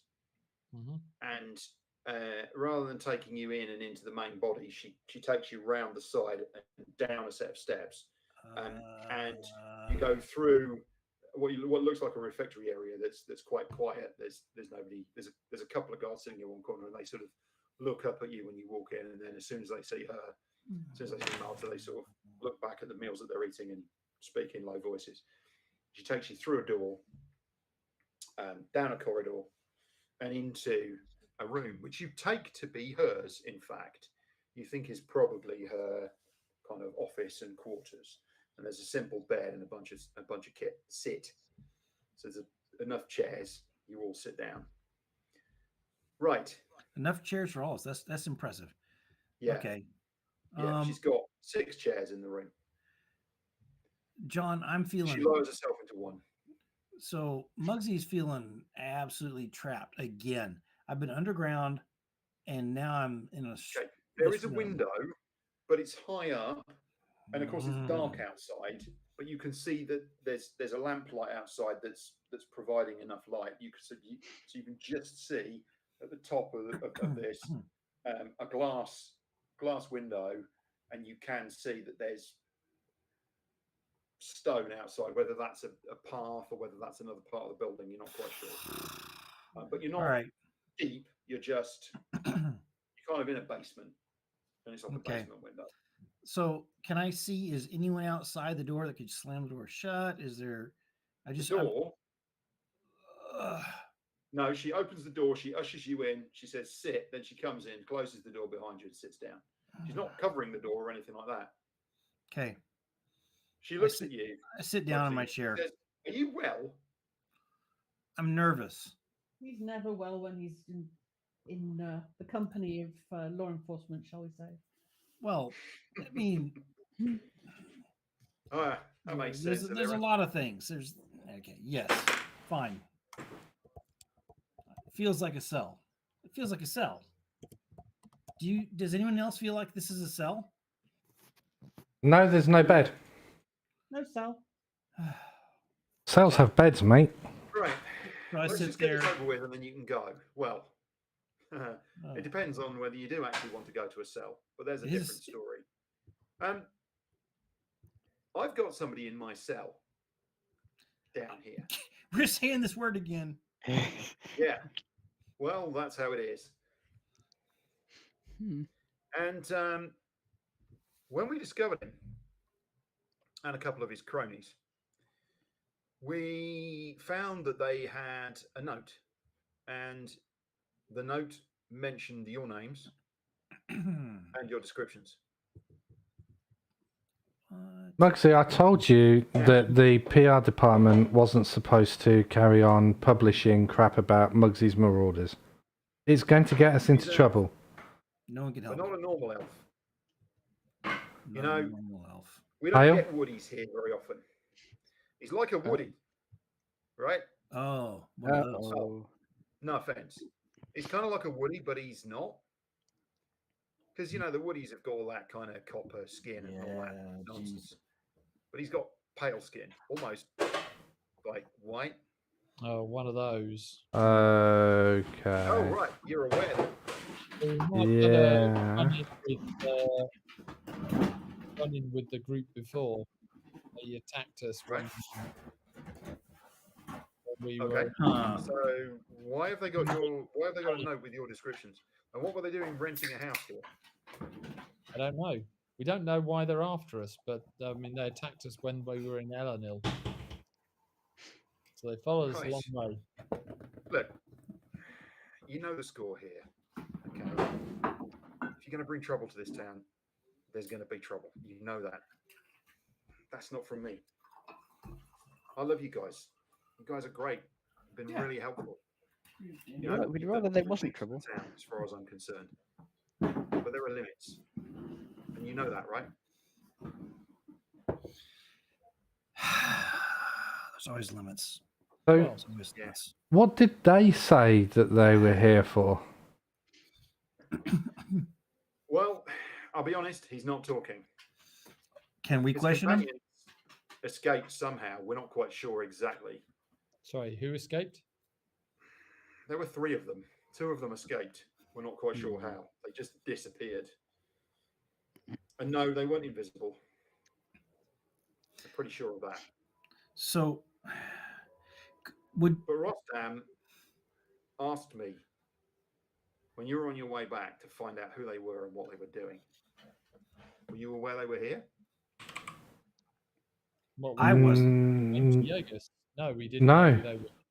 we thought we left them after they ambushed us at Elenil. I thought because they went.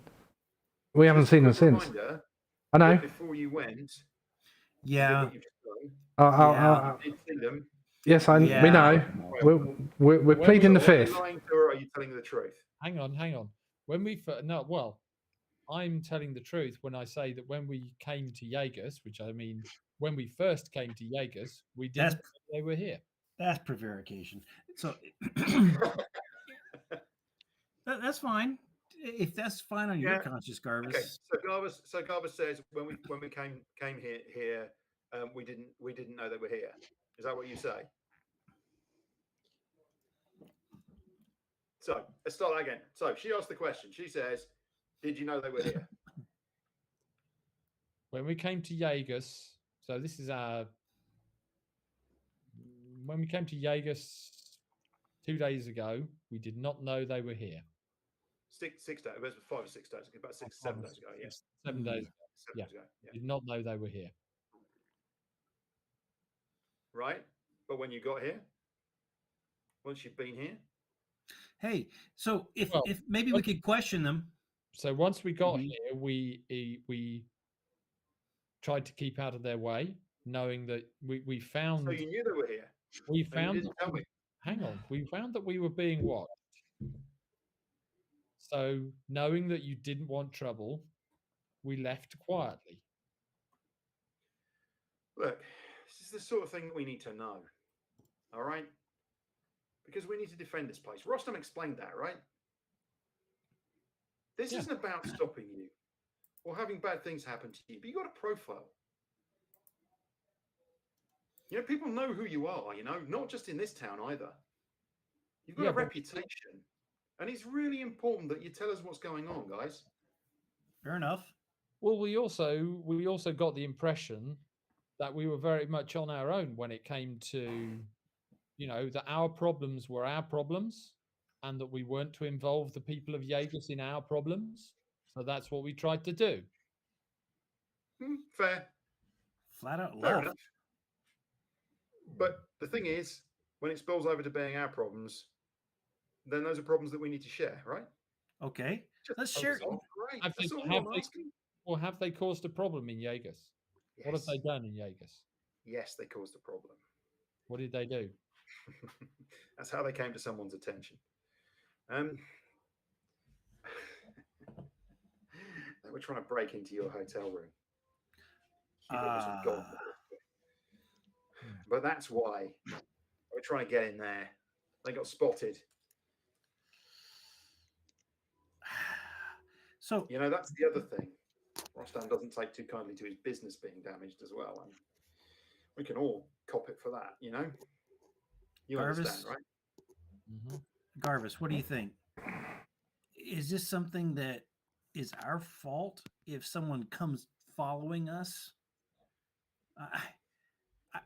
Is there any way that we could have some time to question this person and then make a decision on what's best for you guys here at Yegas, as well as the safety of our team?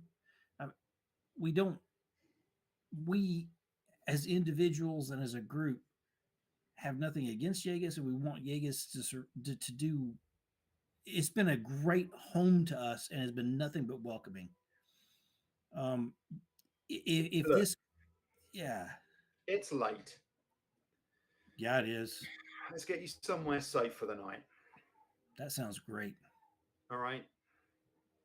Food sounds good too, and probably And beer. yeah, I'll get some food sent over to you. Get And beer. yourselves rested. Beer. Get yourselves sorted out, and we'll Beer. talk about it in the morning. I know I could do with a rack. Yeah, beer. You know, Yeah. 16 hours now. Beer. Yeah. Not off duty yet. All right. No, it sucks. Beer. My bed's calling to me. She sort of wiped to finger over Mm. the bed in the corner of the room. All right. Come with me. What's your wife's name again? Never mind. No, I don't. Okay. Anyway, so She takes you out and back down the corridor and back through the refectory and out and then round to the left. And she sort of, you're kind of walking along a side wall, and you're between the kind of the fortification wall, and there's about a 20-foot wide gap between that and the side wall of the actual property itself. And you notice there's a couple of guards sort of stood, obviously, you know, part of the watch, stood by the wall. And they see Marta coming, and she walks up, and she has a little conversation very quietly. And one of them hands a key to her, and she nods. She says, "Come on." oh And hell she no. takes you a bit further down, and then turns right, and you go through part of the wall. There's actually a corridor that runs within the wall, so you're kind of hemmed in. She's like, it's only a short bit. You're around a corner, an upper set of steps, a spiral staircase, and there's a door at the top. She unlocks the door. Let's go in here. You come in, and actually, it's this really, really lovely apartment, and it's perched in this tower, and it's actually kind of elevated, and you've got a view out of the windows. But the way everything is set up, it's all on one floor, and you think there's more tower above it, but it's completely isolated, all on its own. Yeah, is there? Can the windows open? I ghost over towards them. Yeah, they'll open. I mean, you could climb out, Muggsy. You could climb out easily and shinny up and down. And Garvis could fly out.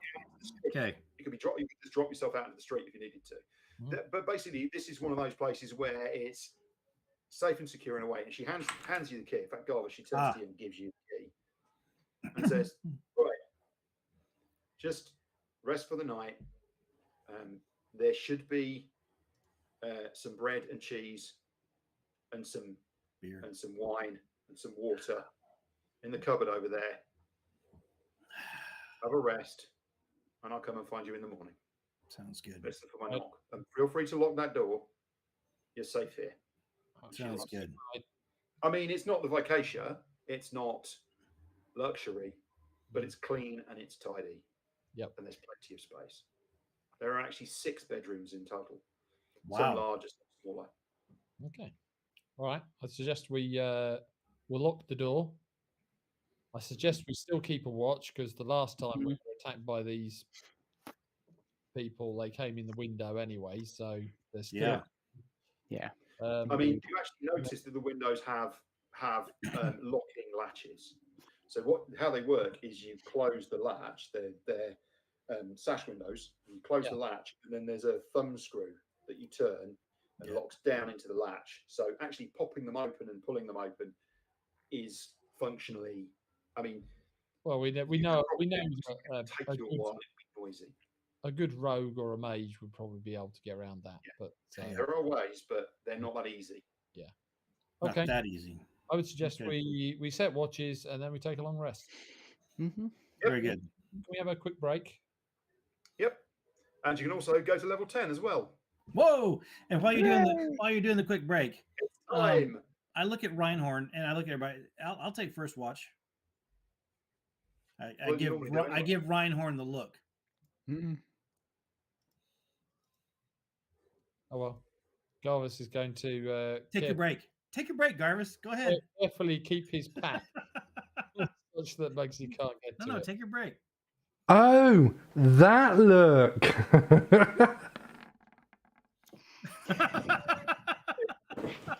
Good try. Good dear. try.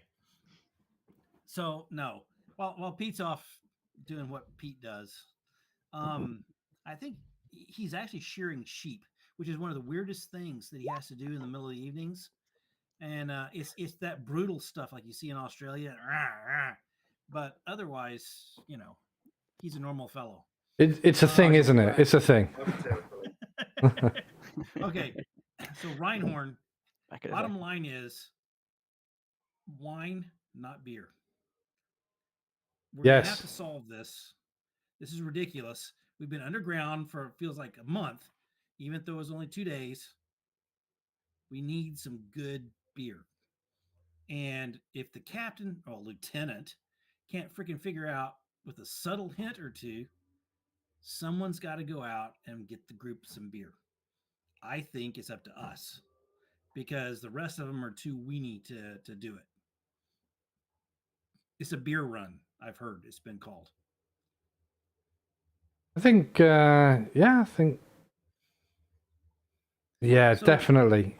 You can do that. I'll give you the. I don't like the watch list that John just put up. What I want is you to take after Garvis to give me just enough time. So between the two of us, if you'll take Garvis's watch instead of the last watch, then I'll get out, go get us some beer, and life will be good. And we can discuss philosophy and your crisis of faith or anything else. I didn't like that, by the way. That was painful to watch. I count on you. I'm sorry. No, it is what it is. I understand. I'm sorry, mate. We all have no. I just when I thought back to what you said and Ma and everything else, and I just realized that Ma would not have, whether she had faith or not, she would never have let her friends struggle, and that's why I slapped you. I get And that. I saw more of Ma than most people. You sure did. You sure did.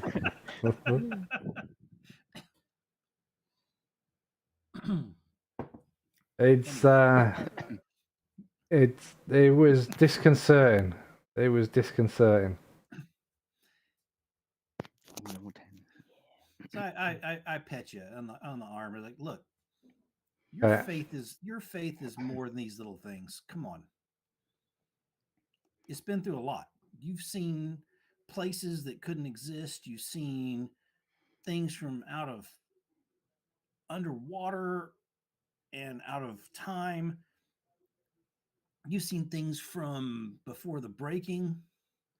You've seen all of this. I understand that when the demons didn't go, and it was a horrific thing because they're supposed to be gone. But that whole thing about just staying with your friends and keeping us alive, and that seems to be your main focus, isn't it? I don't know. It just seemed you were off. I was. What happened, man? It shook me. The demons. I could cope with the demons because I know that they can come back, unless they're destroyed. But that's a power beyond me. But the ghosts, the spirits, I was so sure. When I was in the when I was in the church training, it was drummed into us undead ghosts, they can be turned, they can be driven away. And my teacher said that when I get powerful enough, I could actually dismiss them.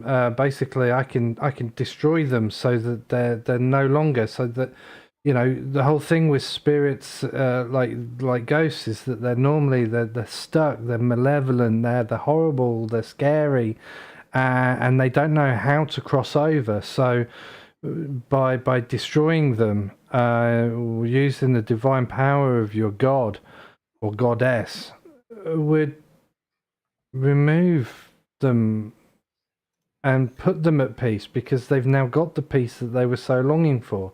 The soul has already passed on. The spirit is something else. What's left is something else. It's not necessarily the thing's soul. And that was drummed into us day in, day out. Literally all about the power, the divine power that comes from everything. And whatever those were, they were. I'm not saying that they weren't ghosts. I'm not saying that they weren't spirits. But that shook me. And I honestly thought, and I didn't realize I was that frail in my belief, but I honestly thought that I was trapped in that place. You're not fragile. You're not fragile. You've been there. You've been through the crap. Understand that the piece of it just was the piece of it that bothered you. I've been there. I spent a lot of time down after shooting that damn pirate. And sometimes you have to do what you have to do. You have to accept.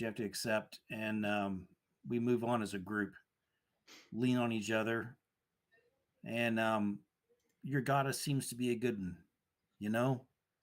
She's done nothing but good for us. And if there's limits, there's limits.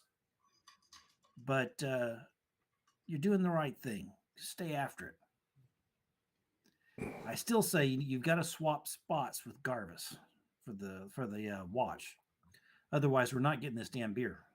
Yes. To which I say to Garvis, look, you take you go at the end. You've done a lot for us down there, so you have a good rest. I'll take your watch, Garvis. If we'll swap, you and I'll swap. He's got his in-town frown going.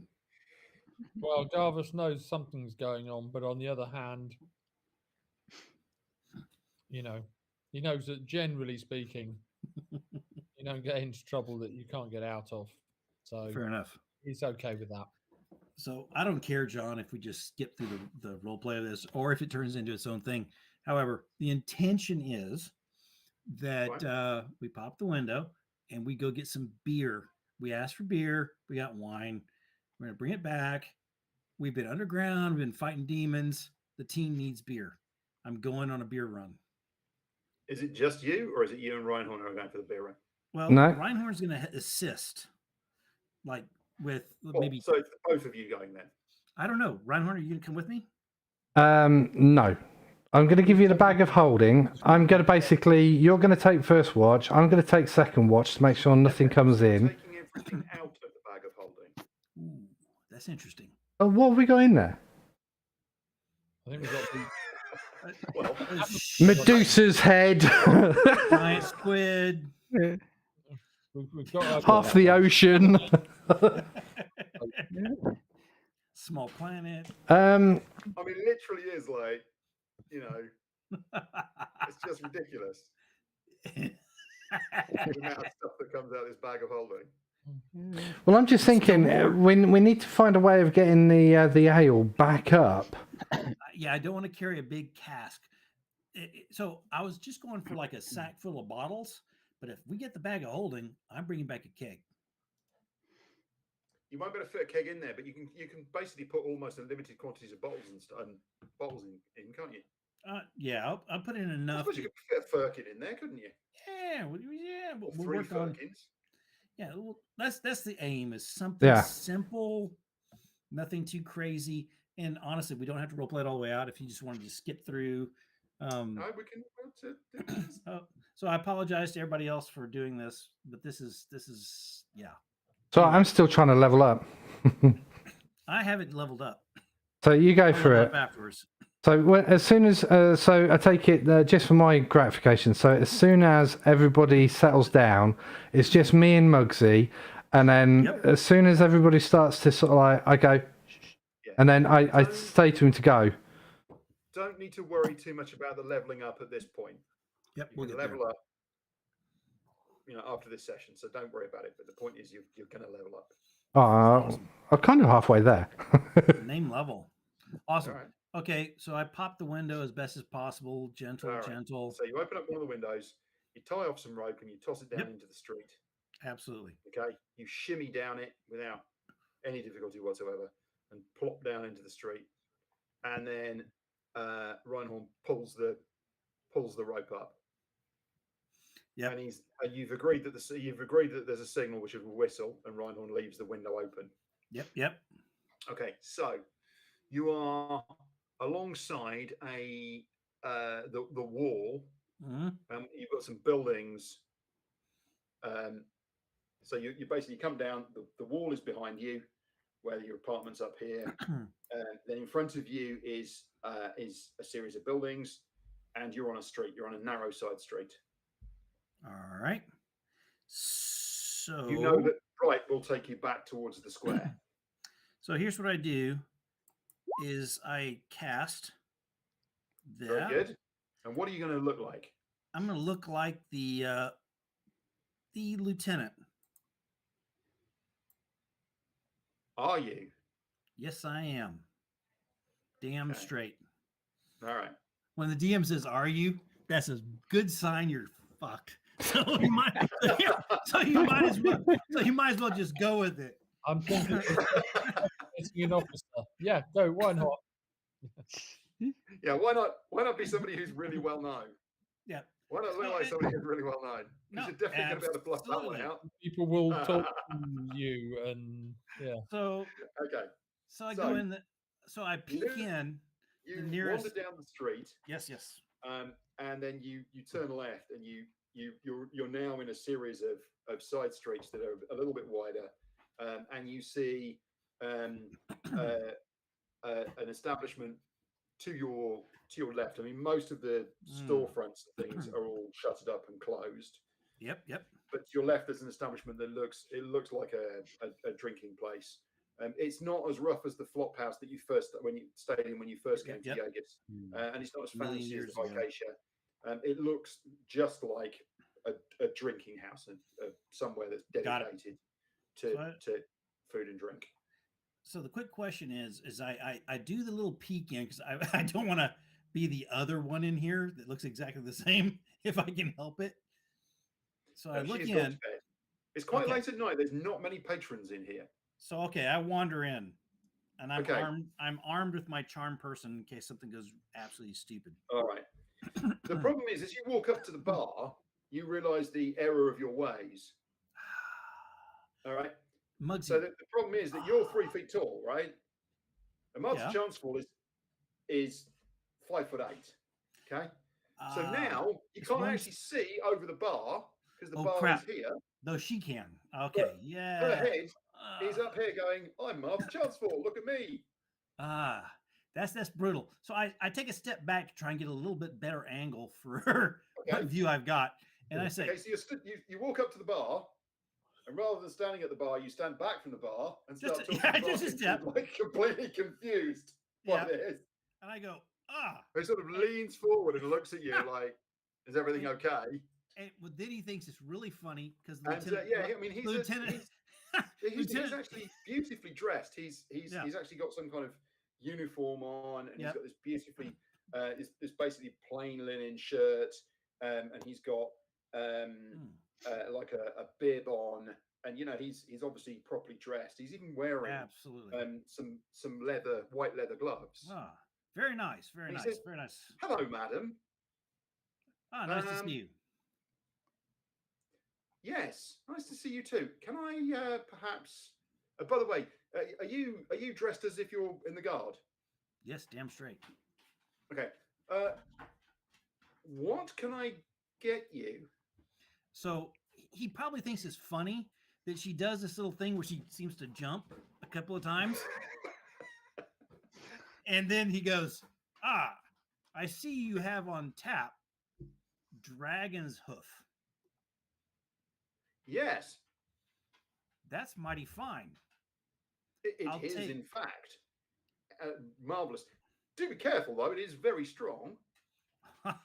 Still, I suppose if you're sharing it with the rest of your guards, we are. I am. Hmm. And I step forward and then step back again because Right. I couldn't see. And I say, and then I reach forward and I'll put the coin on I say, how much for 3 firkin? You wish to take them away?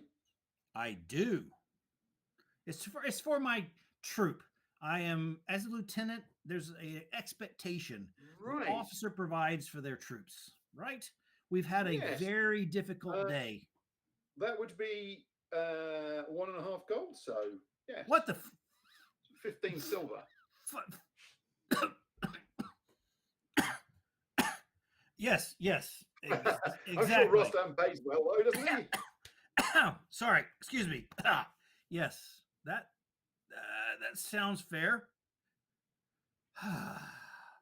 So, with a sadness in my heart that most of the others don't understand, I place the coins on there and buy this actually properly instead of trying to steal it. Well, as you're counting the coins out, he's preparing these for you. He sort of he's doing something. He pulls out these little kegs, and they're actually made out of ceramics. And he keeps looking at you as if, how the hell are you going to carry these things? Because they weigh quite a lot. When he fills them up, he sort of puts them on the bar, and they are obviously pretty damn heavy. And there's a cork in the top and a cork in the side.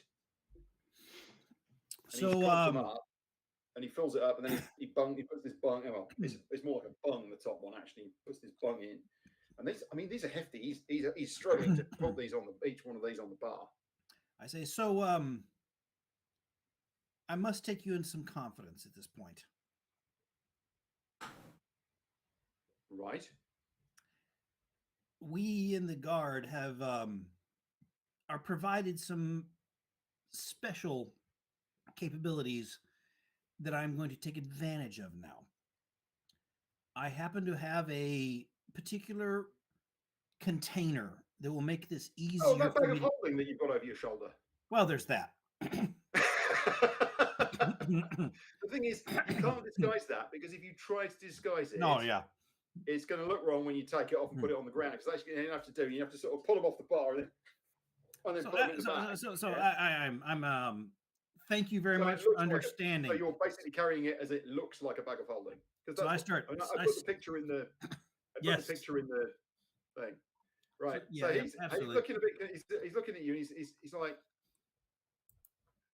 the hell. The thing that you realise is that the point about Jaegers is that Jaegers has got quite a lot of people who know a lot about magic items in the world and things around. Even though he could never afford something like that.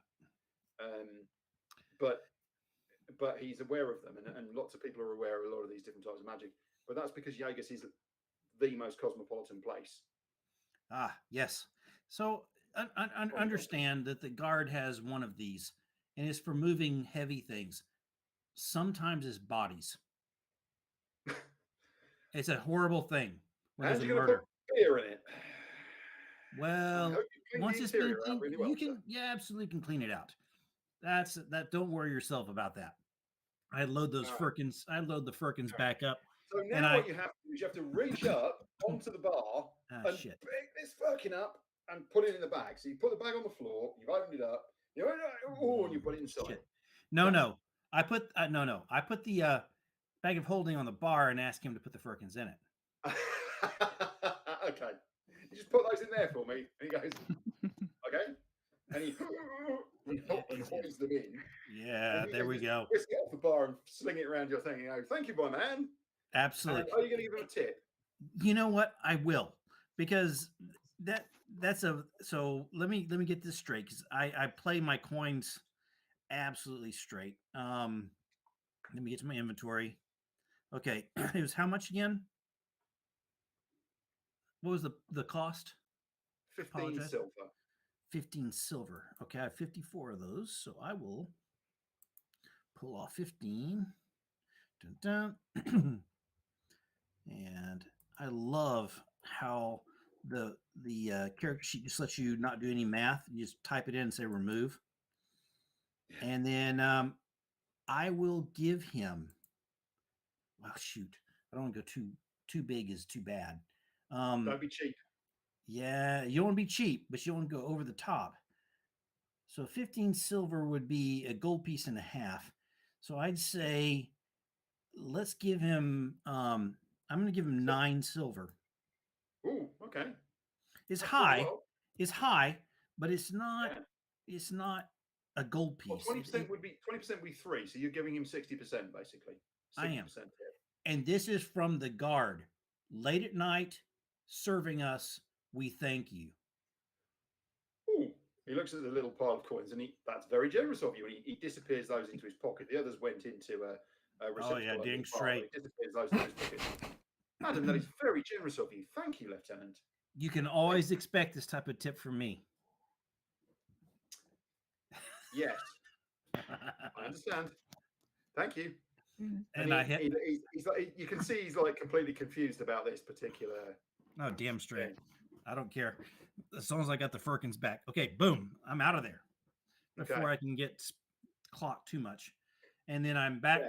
As you leave, you come out the front and you turn and you look and you're just. I mean, your general awareness is around, and yeah, you're whistling to look sort of casual, and you come out and you look down an alleyway, and there's a couple of folks down this alley, and you can see that they're scoping the door, the entrance, and they see you come out, and they both sort of shrink down into the into the darkness. You can see this look of holy crap, we're not going after her. You know, okay, I walk with wearing guard uniform, so I walk as broad shouldered as I can around. I was like, oh shit. Yeah, there's she's probably not somebody. she's just okay. She's quite tall. She's relatively tall, but not compared to me, she's probably broad shouldered. And yeah, then I head back back around the corner and you run down. Basically, you run back and you absolutely. and this rope comes down. And you shimmy up the rope and in the window. Damn straight. Rope comes back up after. Rope comes up back straight after. Yeah, you keep hearing these weird noises. And it's like. So I apologize, number one, to all the other players who had to sit through that as I effed around doing my stuff. And I promise I will not complain when you do the same thing. But okay. Yeah, because Jarvis is definitely going to shimmy down a rope and go and get beer. And so I pull out. So I go over and look around, find some cups, and then Reinhorn and I are gonna tie a little bit on. There's a lot of it. So basically, what you do is you set this on the side of a table, and you stick a mug underneath it, and you pull the cork out, and the beer flows out. Look at that! Look at that foam! Oh, look at we've been underground too long. Those are plants. So Dragon's Hoof is a double porter, known as a stout porter, and it's black as the ace of spades. And it has notes of dark chocolate and coffee, and it's only marginally less alcoholic than drinking wine. Nice. Only you're drinking it in large quantities, and it isn't very long before the two of you are. Oh, we sing for a little bit. Yeah. Wait, Garvis. No, Garvis loves this song. And the dwarf went in the bar, and the dwarf asked for a beer. He was so stupid. Don't laugh. Is that about the dwarf or is that Garvis? No, it's just a random dwarf. Just a random dwarf. Oh, got the hiccups. So, eventually, Elira, you come round in the night and you think, what the hell is that noise? And you think your gut feel tells you that you should probably be on watch, but all you can hear is this extremely loud, muffled but loud singing coming from the other room. And so you just lie back down and roll over and go back to sleep. Ooh. We're basically keeping watch if you think about it, Reinhorn. Yeah, It's, I've got no problems with that. silvering of dawn is breaking, Garvis. You get up and you're like, I know it's time for my watch. And you put you're getting your gear ready and just making sure that everything's prepped. And you can hear this kind of stumbling around, and you figure that Delilah just sort of is coming to get you. And you open up the door and you walk back down the corridor and into the kind of lounge area. And Muggsy and Reinhorn are in one corner, sat on a sofa, and there's these 3 empty, large, well, sort of moderate-sized kegs sitting on the table. The dwarf walks in. The dwarf walks in the bar. And The dwarf walks in the bar. he says to the barman, Just like the song. And you're looking at them and you're like, oh dear. Well, you want to get yourselves to bed? Because I'm going to enjoy waking you up in about 2 hours' time. Oh, dang it. Garbus goes over and starts brewing himself some coffee. Crash. Oh, tomorrow's going to suck. Oh. Disadvantage on all rolls for an entire day. I may not get up. And a temporary reduction of like 20 hit points for the day. Yeah, exactly. Yeah. Okay. that's kind of So- sad. Oh, the dwarf walks in the bar. What you do, Garvis, the first thing you do is you close the window and remove the rope that's hanging down into the street. Yes, I'll do that. I figure that's probably the best thing to do. Yeah. And you've been awake for about 5 minutes, and Delilah comes wandering through. Morning. Look, you Hello. guys know I sleep really well. Nobody woke me. What happened? Well, we tried. Well, like, at this point, Reinhorn and Muggsy have gone. You're not quite sure where they've gone, but they've gone. They've kind of disappeared down the corridor and it's gone quiet. Oh, yeah. So, apart from the Well, distant sound, I of the casual distant sound of retching. But Snoring and retching. Yeah. I feel like I I am should the proverbial log. do half shares of the loot. Discourage them, knowing how much think- we both love coin. I've possibly spent most of it already. Oh, come now. You guys. well, Delilah, you think you're up now? Judgment. You might Yep. as well start prepping for the day. You're all, I mean, both you and Garvis are feeling really, both feeling really good, really, really, really rested. Even though Better maybe than you sleeping in get that cave again. a super long sleep. You just both feeling really Absolutely. rested. So we did a And it isn't good very thing. long before Alira comes through and what happened? I heard some noises. There seemed to be some singing. We don't really know. Well, We'll have to wait a while for answers, I think. They don't seem incapable of answering. It looks like So- Ryan Muggsy escaped and got hold of some alcohol or something. Yeah, I mean, it's these 3 kegs, like these 3 empty kegs, and it stinks of beer in here. It smells of that sort of sour beer smell. Probably a little bit of vomit. too. I mean, the sun comes up, the sun creeps across. You a nice dawn. You folks have a little chat. You conflating between you. You eat a light breakfast and all the rest of it. And then Garvis gets up. He goes through a few cupboards, and in a cupboard he finds this big plate. And then he finds a smaller plate. And he walks down the corridor and he stands outside the door that he thinks that Muggsy and Reinhold went through. And he just gets these 2 plates and he just goes, "Tish, tish, tish, tish, tish, tish, tish, tish, tish, tish." No. As soon as outside the door, Garvis is going to go in and stand over them. I grab hold of Muggsy's hands. and stick them over my ears. Stop! What Yeah. hell? What new hell is this? We stood watch all night for you guys because we saw how shattered you were. Spell.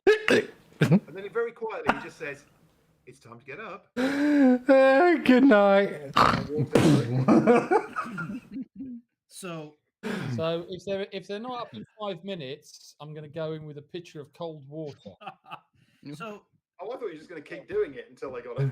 Oh no, Oh, water gosh. next. Water Like a next. 5-minute snooze on the alarm clock. ugh.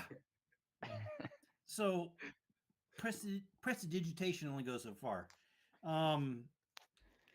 However, Yeah, I mean, you two are so brilliant. as we get up, and by the way, we won't make, I don't know if we'll make this canon or not, John, but as I cast prestidigitation in this drunken manner, I think it's nauseating. But I do it anyway, as long as I can, just to clean up and clean myself up and Reinhorn up. So when we walk out, we look pressed and ready, except for the dark circles under our eyes and the wooziness in our manner. Yeah. I mean, you don't stink like beer and sick, so that's a positive. Woo! But you do both look like, I mean, to be honest, I'm surprised Reinhorn isn't trying to turn himself and you at the same time as if you're undead, because that's what you both look like. Ugh. Hey, boys, So, girls. Morning. the Morning. two of you have just rocked in, and you're blinking in the daylight and trying to work out what you're going to do. And there's a discreet knock on the door. Ah, crap. Here we go. Okay. I think we ordered some food to be delivered. Jarvis will go over and open the door. Oh, Or did we already have that? I can't remember. kebabs. We had kebabs last night. didn't we, at one Kebabs. point? I think we did. Lieutenant Chanceful is stood at the door. Ready? Ooh, what happened there? He did it. I mean, yeah, Garvis did it. He walked into a bar, and I just roll on the floor laughing. He walks into a bar. The dwarf walks in. Oh, okay, never mind. The dwarf walks in a bar. And then, okay, never mind.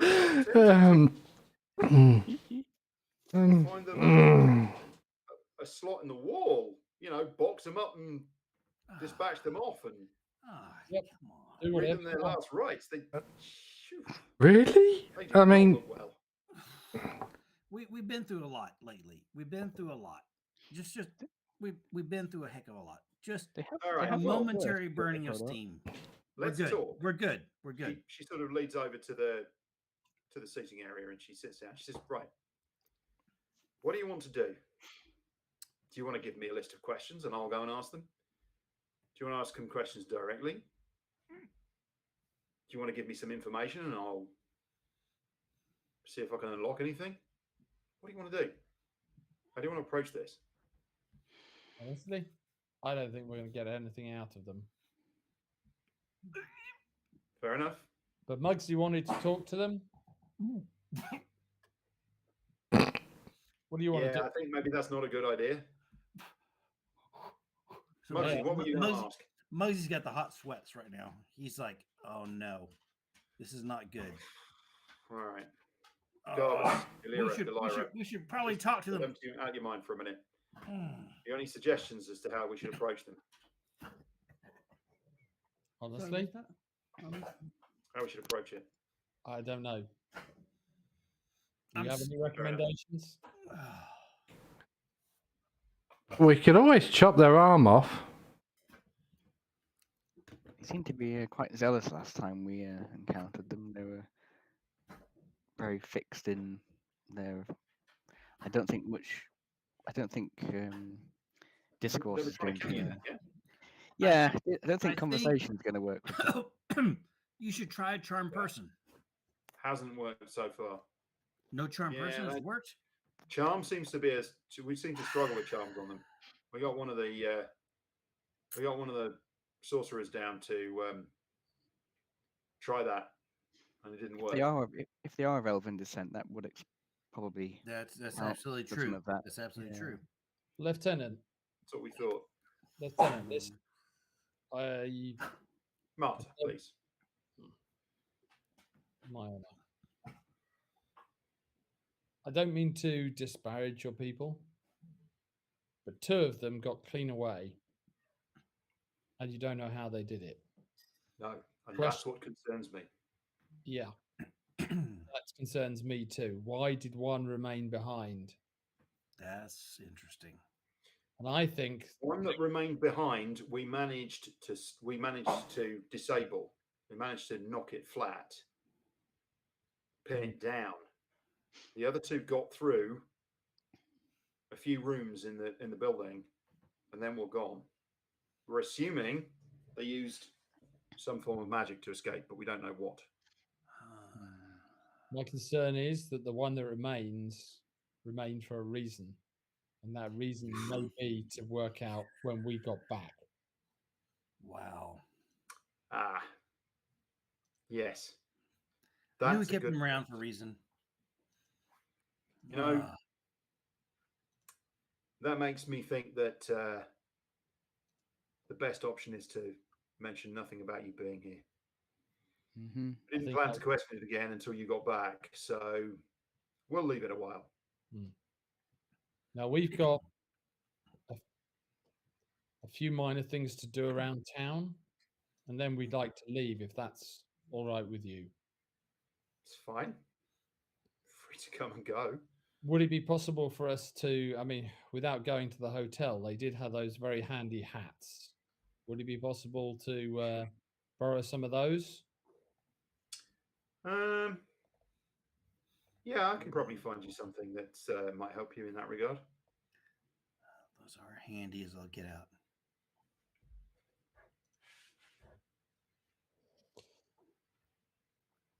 Then Just give me a little while. Yeah. And I'll be back. I mean, we don't want to bring you any more trouble. Yes, keeping our visit quiet probably be best. All right. How long do you need? A day? 2? 3? I would have thought we could sort it out in a day with luck. A day or 2, hopefully. All right. I'll make sure this place is available to you. Wow. The guard will know. You know how to get out, right? Yep. Back down the corridor we came through. Oh, Turn left. yeah. And then out the front gate. Yeah? Yes. All right. Make sure that when you leave, the disguises that you are wearing, you speak to the guard, and they will make sure things are consistent when you come back. Got it? Understood. They have magic at the gates that identifies disguises. Mm-hmm. Got it? Yep. So if you try and come in with the disguises on, and they're not aware, there could be trouble. So just be careful. That would suck. Is Make there sure a it's code? listed on both sides. Is there a code word or something? No, you won't need that. Okay. You'll be coming in and out during the day. If you need to go out at night, that's different. Okay. All right. All right. So she wanders off, and Whoa. she comes back a little bit later. And she has got these circlets. Do the same thing. Don't overuse them. You should only wear them for about 2 or 3 hours. It'll give you a headache otherwise. Fine. So She I remember basically that. puts the boxes put down mine- on top- the boxes down on top of okay. these circlets here. Yeah. I put mine on. To me personally when you're done. These are valuable items. We will. They go missing, it'll be on me. Got it? Oh, geez. She looks pointedly at you, Muggsy. I just put the hat on and I say, Torm's nuts. And I just barf because the magic is it's sort of like making your head spin, and then once I barf, it's fine. But Yeah, so Garbus, you're going to have to leave your helm behind, or put it in a bag or in a pack. I'll put it back. Yeah. You carry it with you, yeah, but Mhm. you Yeah. can't. Yeah. All right. So when you're ready, okay. Right. So we've got a few things that we need to sell. so where do you want to go first then? I would say to the antiquarian because we've got all these bits and pieces we picked up. So you want to go and see Kendor Boulderborn then? Yes. Yes. Oh, He was is it? your contact, Kendor but he's also a Boulderborn, dealer yes. in antiquities. He is. Yes, we'll go see him first. Was it always this? Was it always this bright out here, Reinhorn? What? When the five of you walk in the front door, well, three of you walk in the front door, the other two sort of crawl in. He sees you and he says, "Ah, my friends," he said, "I'm ready for the meeting now. Do come through, please." Okay, we'll What? go through to the back. What? And he leads you through into his office that you went into before. Obviously, these circuits aren't that good at disguising. That's good.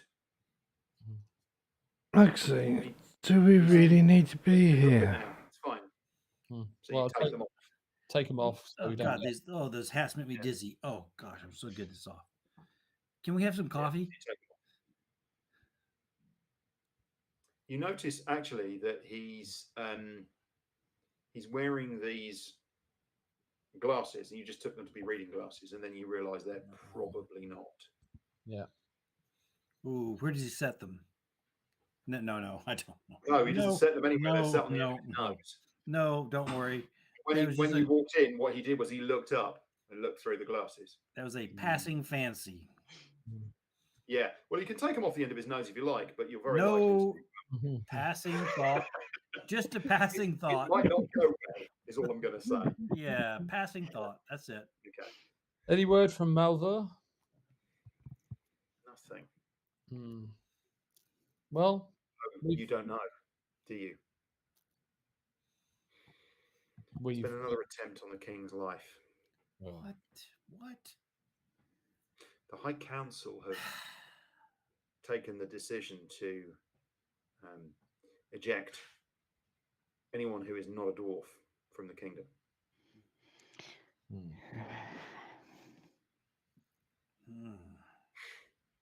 It's complete madness as far as I'm concerned. I'm not sure that will help.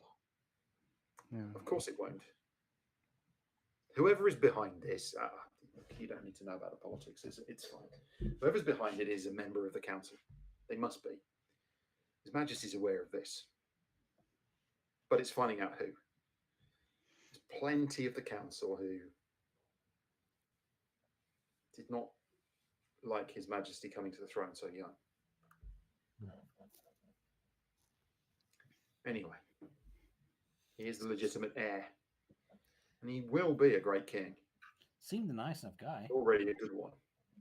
But As long as he lives long enough to get that, to be a good king.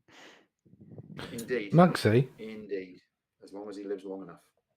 We need to make sure that he does. Anyway, I'm sorry. Shouldn't burden you with those things. You have enough problems of your own. So, Right, things might be difficult. Yeah, so we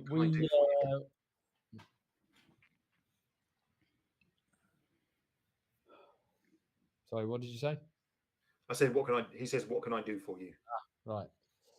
Well, we've been exploring, and we've found a few things that might be of interest to you. I know it's more of a cover than anything, but I guess you do still need things to sell. This is still a business. It still has to make money.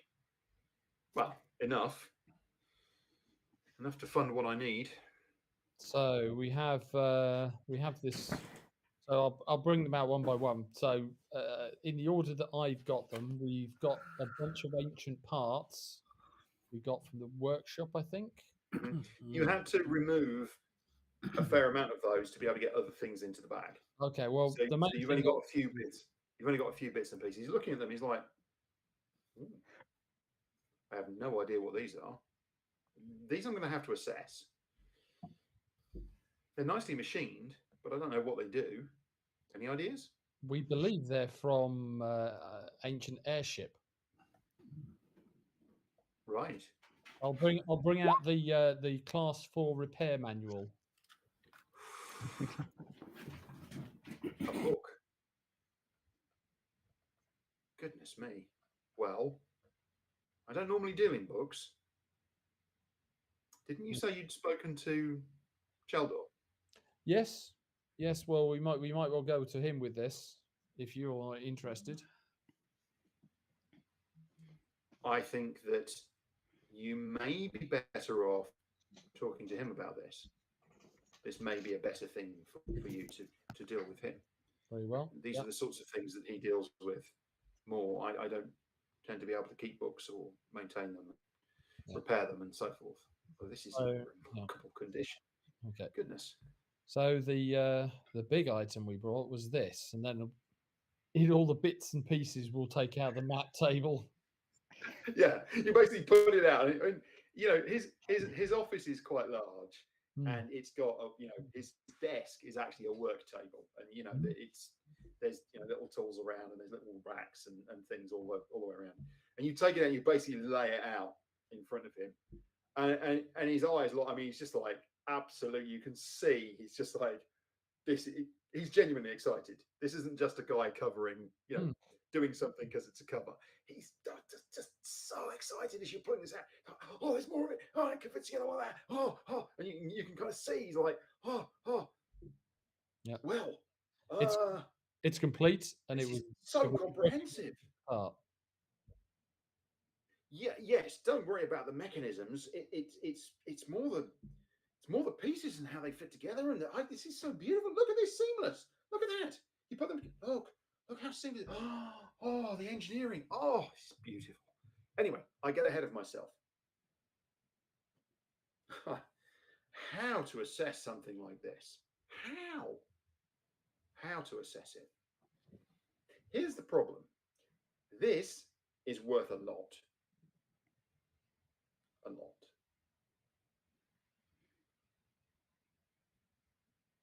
I can probably sell this to a collector after I've extracted all the information that I need from it. But I can probably sell this to a collector for anywhere between 15 and 20,000 gold pieces. The problem is I don't have that much cash. But you know that I wouldn't do you down, right? Yes. So here's what I'm going to propose. I'm going to give you 6,000 gold pieces now.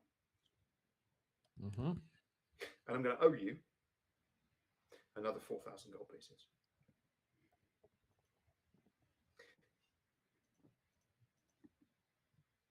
If you come back in, let's say, 4 weeks, I can hand you the cash myself. But I will make sure that you can get the cash from any of our other contacts around. If there are goods that you need that you can get from them, then go ahead. Get the equivalent in goods if you need it. Does that sound fair? That sounds fair to me. Good. I need some time to study this. And he looks at the rest of you, and you all seem fairly straight. You all seem fairly comfortable with that approach. Garvis is fronting it up, and Garvis, as a dwarf, is and taking the nods and things. Yeah. Yeah. Good. So let's do that. Incredible. Anyway, please just give me a moment. And he leaves the room and then he comes back. And he's got a box that's got some gems in. Okay, so just a quick note here. You can spend gems like they're gold pieces. You don't have to convert them. You just keep hold of them and you can use them like gold. Okay, so at any point you can convert them. Pretty much any merchant. The only exception is going to be, old Nar, the village shopkeep, is probably not going to be able to, take a 10,000 gold piece gem and turn it into something meaningful. Yeah. Fair enough. But beyond that, Fair enough. At any hefty amounts of merchants that do, high coin items will be able to convert them. You can spend them. All right. Mm-hmm. Good. Well, thank you very much. Right. Okay. So that out the way, we'll take the money and we'll head over to the book dealer. Okay. Hopefully the king doesn't have any more attempts in the meantime. And Yes. So Attempts are one thing. what was the name of the, Success is what was the name of the Yes. book dealer again? His name is Cheldor Laminas. Laminas, yes. What about that? Laminas What about Antiquarian Books. what about that box that the gems we found in there? Would he be interested in that as well? I'm just thinking getting rid of all of the nice looking but retarded, redundant furniture type items.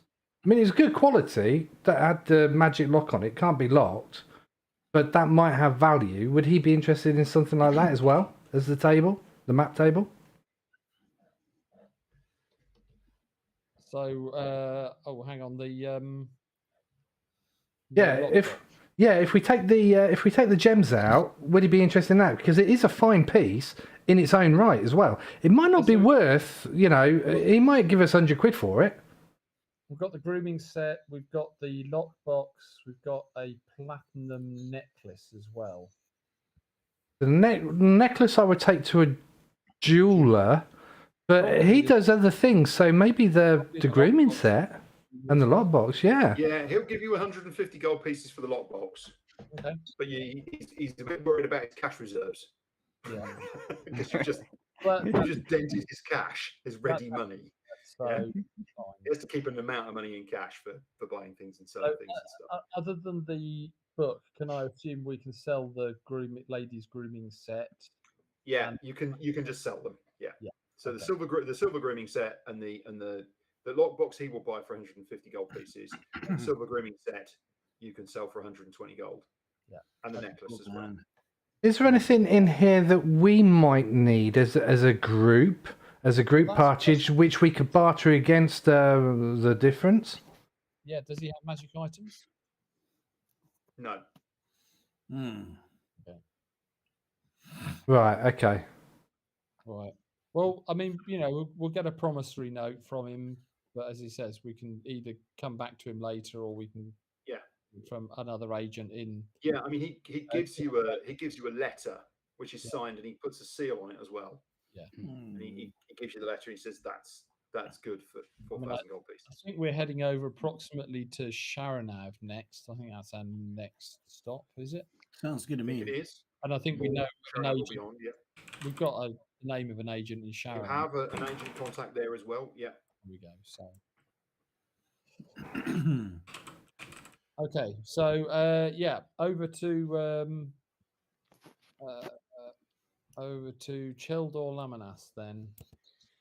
Okay, so you go to see Cheldor. Yeah. All right. So we'll obviously put the talks on before we leave. Yes, I'm assuming you are. Yeah. So yeah. Okay. Nice. So you go in to the book dealer, and you wear the same disguise. Illyra Delira, you wear the same disguise as last time. Yes. All right. And you go in, and You let them do the talking this time, Garvis. You stand back. Yeah. Okay. So Pass me the book, and I'll. Yep. yes. So you take the what you do is you make great theatre about taking your pack off and placing it on the counter and opening it up, and then sliding the book out, which is wrapped in a piece of calf skin. And then around that, you've also wrapped a cloth. So you unwrap it very carefully, and then you take it out. Gently, You beautifully and gently place it onto the mat that he has on the counter, and you turn it round and present it to him, and then you pack it back up and put your pack back on your back. I was wondering if you might be interested in this. Yeah, we came across something that may be of interest to you. You can see his eyebrows go up when you take it out and place it in front of him. And he looks at it.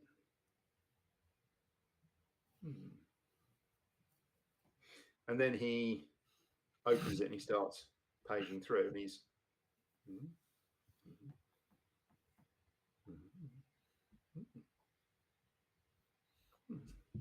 he closes it.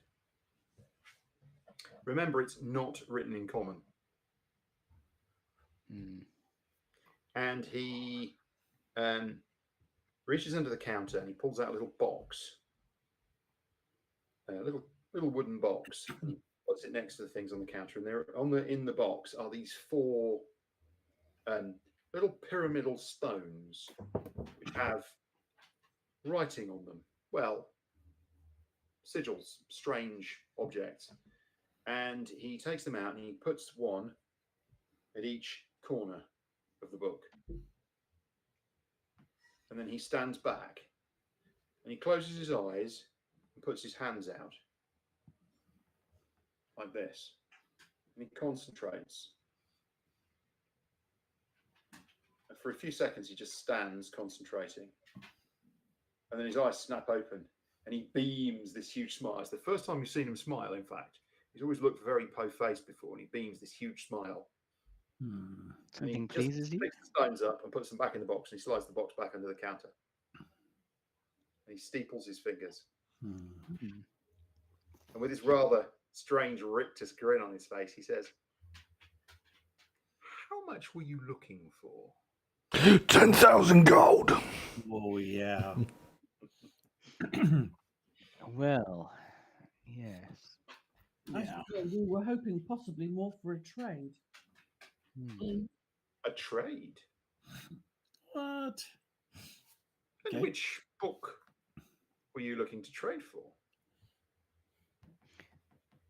Well, we were certainly interested on the notes on the magic of the ancients that you looked at previously. Ah, the masterwork by Brina Navador. And there was the I seem to geography. remember that you were most interested in that book when you came last. And the geography of Zarkamar and on the races as well was also of interest, although not to the same value as the other one. But a Let bundle would be handy. me offer you a deal. Notes on the Magic of the Ancients is a very, very, very rare book. And so is this. Yeah. I understand that you do not deal in books as I do. Normally, Notes on the Magic of the Ancients would attract a significant fee. But I will do you this deal. I will give you Notes on the Magic of the Ancients and the Geography of Zarkamar, and on the races for 50 gold and 50 gold pieces for handling. That is, you will give me the book and 50 gold pieces. We're done here. Let's go. There's plenty of places we can go. And the book itself provides us a lot. I mean, a lot. No.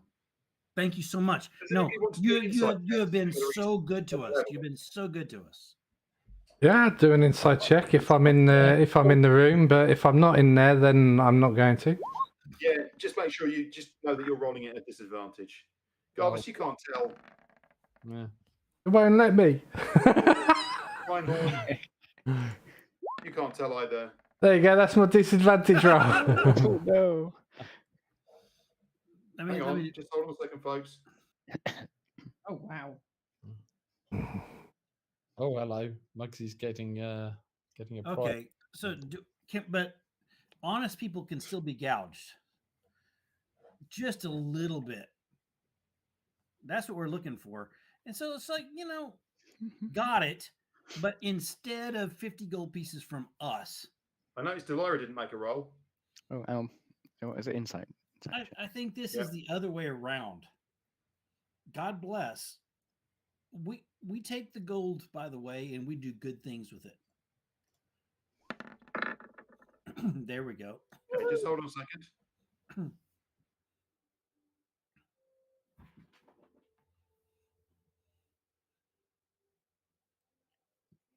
The whispers.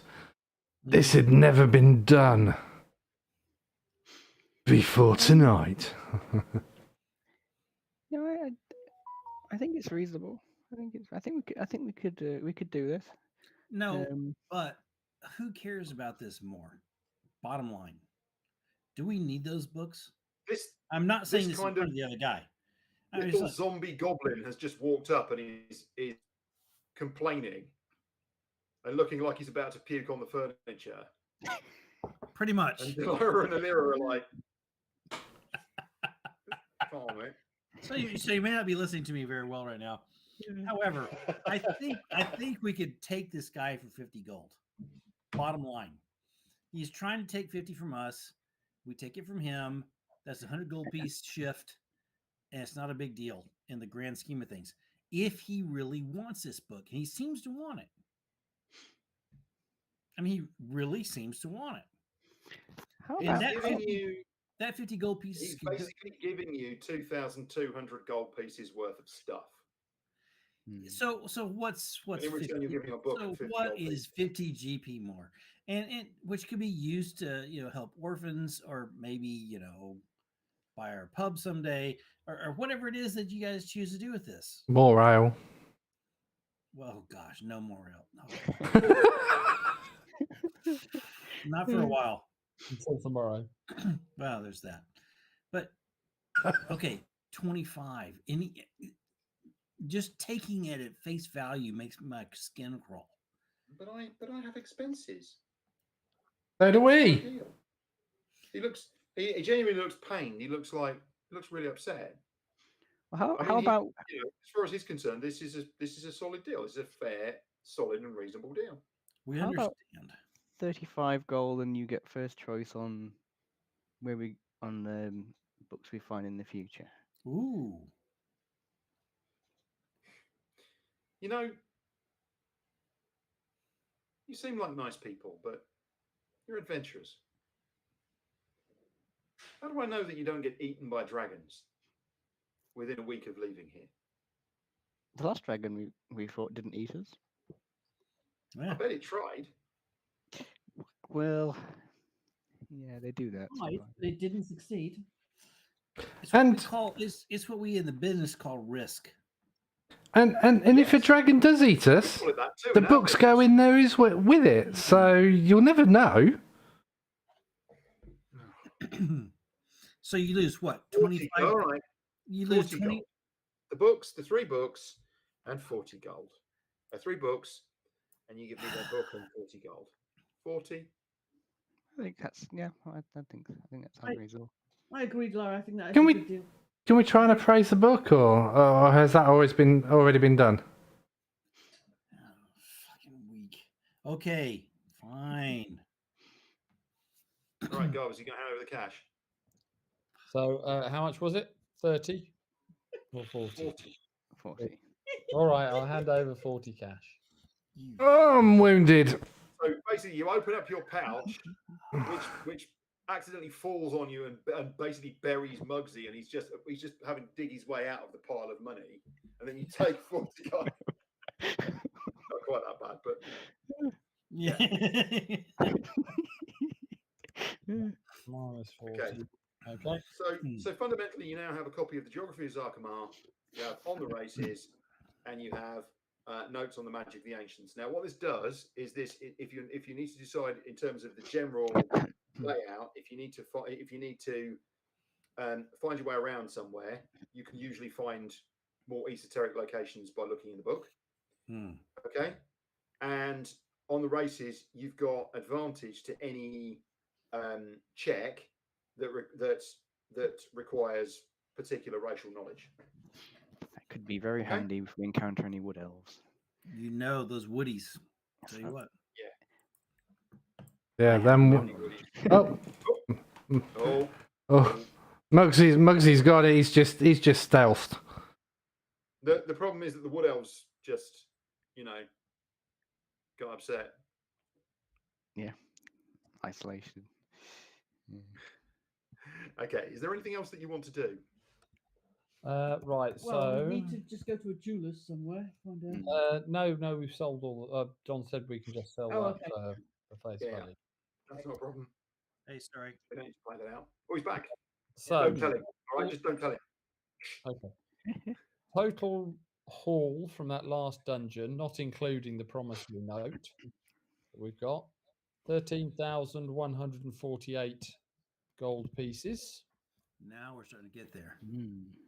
So Now we are starting to get there. divide by 5. No. Oh, that's Okay. better. Your mic's now coming through your headset, I think. Okay, good. That's weird. I don't understand. It's been That's clearer. Where it was. sorry about that. Is it still bad? You still sound gorgeous, mate. Okay. That southern drawl you've got. 2,625 gold pieces each. 2,220 a piece. 2,629. We don't ever get any treasure. That's the problem. Never get any treasure. Can you put that in the chat there, because I'm still bringing up my character sheet. Yeah. Hang on. Yeah. So mean. Never get any treasure. What other stuff did you get, by the way? Hang on. There's 6 silver pieces in there as well. Woo! Oh, now I'm a rich man. It's difficult to we've sit got- down and we've got study the some books. We've got a scroll of protection against aberrations, a potion of superior healing, and a potion of heroism. Wow. Let's see here. Inventory. Depending on how long we're staying in, I guess I could. If we've got a spare day, I could craft another healing potion. It does take 8 hours. So pieces. Yeah, I think there's another thing as well, which is if you want, you've got plenty of time to do that. By the way, it doesn't take you that long to go shopping. Just click on it. and If type. you've got anything else that you want to buy, particularly, let me know. You can type in. Otherwise, we're going to leave it there, and we'll pick up next week on what you are. Yeah, I'm not around next week. Oh, sorry, not next week. 2 weeks. 2 Yeah. weeks time. Pieces. Yeah. Gotcha. Apologies. And oh crap, I don't have my I hope it really goes on next week. next Yeah. next week I'm up in Scarborough. I have no idea what the internet's like, so that's good. I've been there for a while. So that's good for all of us, and we'll pick Yeah. up in 2 weeks time. Then. 2 weeks time. Yep. Brilliant. 2 weeks time. So no game next week. It's Thank you gonna be- guys. Huzzah. See you good right. chunk. I see. Hopefully, see a good chunk of you tomorrow. And you're Yep. always welcome, Delira. Thank you. Yes, one of these days I'll make it. No, it's all good. It's all good. It's easy. But by the way, you have to be a spider when you come, because they really need a mastermind desperately. I was looking at. I think I did. I had looked at 2 of them. I can't remember. One of them was. I think one of them might have been a spider. One was. I can't remember what the other one was, but I did have a look at the classes. They could use a spider desperately. Can I just as well, just Maltrate catch into a up, spider. is everybody happy with this way of connecting and video and audio? It I don't know about works. other people, but from an audio perspective, Yeah. I think this is much Yeah. clearer than. I think it helps the feedback of seeing who's identifying who's you don't know as who's talking, and Yeah. I'll be And on also video for, hopefully next time as well. for me, I don't know about whether this is the same experience for you guys, but it's not made my PC chew as much as it does having Mm. Discord running at the same time. Yeah. That's interesting. Yeah, 'cause Yeah. Discord is quite intensive, isn't it? I think It we've is. seen- It can be, yeah. It's 32-bit as well, isn't it? So Yeah, and they're dragging their heels on doing anything with 64. I don't think they're going to Yeah, do the it. thing I is, don't think it's they're all- going to do it. It's been years since it was thing asked, is, and they've not it done should nothing. be usable in the browser, but it's just so heavy in the browser. Yeah. You know? Mm. You know, I'm liking it. Stream wise, I mean, depending on the size of your screen when you're streaming, or when you're viewing on stream, it doesn't look that bad. It's the videos, you can clearly see movement, and you might struggle with somebody talking, but you know, yeah. I think from a quality output for stream, it's okay. If anybody's actually watching live, let me know. Do you think this is better than what we had? So, so as far as the crap I've got on the other dealio, the ease that I'm not seeing is popping back and forth between screens. So if you go on break, the little tick to turn it to a break screen, and I know I haven't done well with the audio, but that's because I'm an idiot. But the other stuff, I'm sure OBS does it. I'm sure. I mean, I'm on XSplit, but to be able to pop between, so Roll20 is phenomenal. God bless. And honestly, Roll20 is really knocking it out of the park, as far as I'm concerned. They're doing good work in most everything I've seen.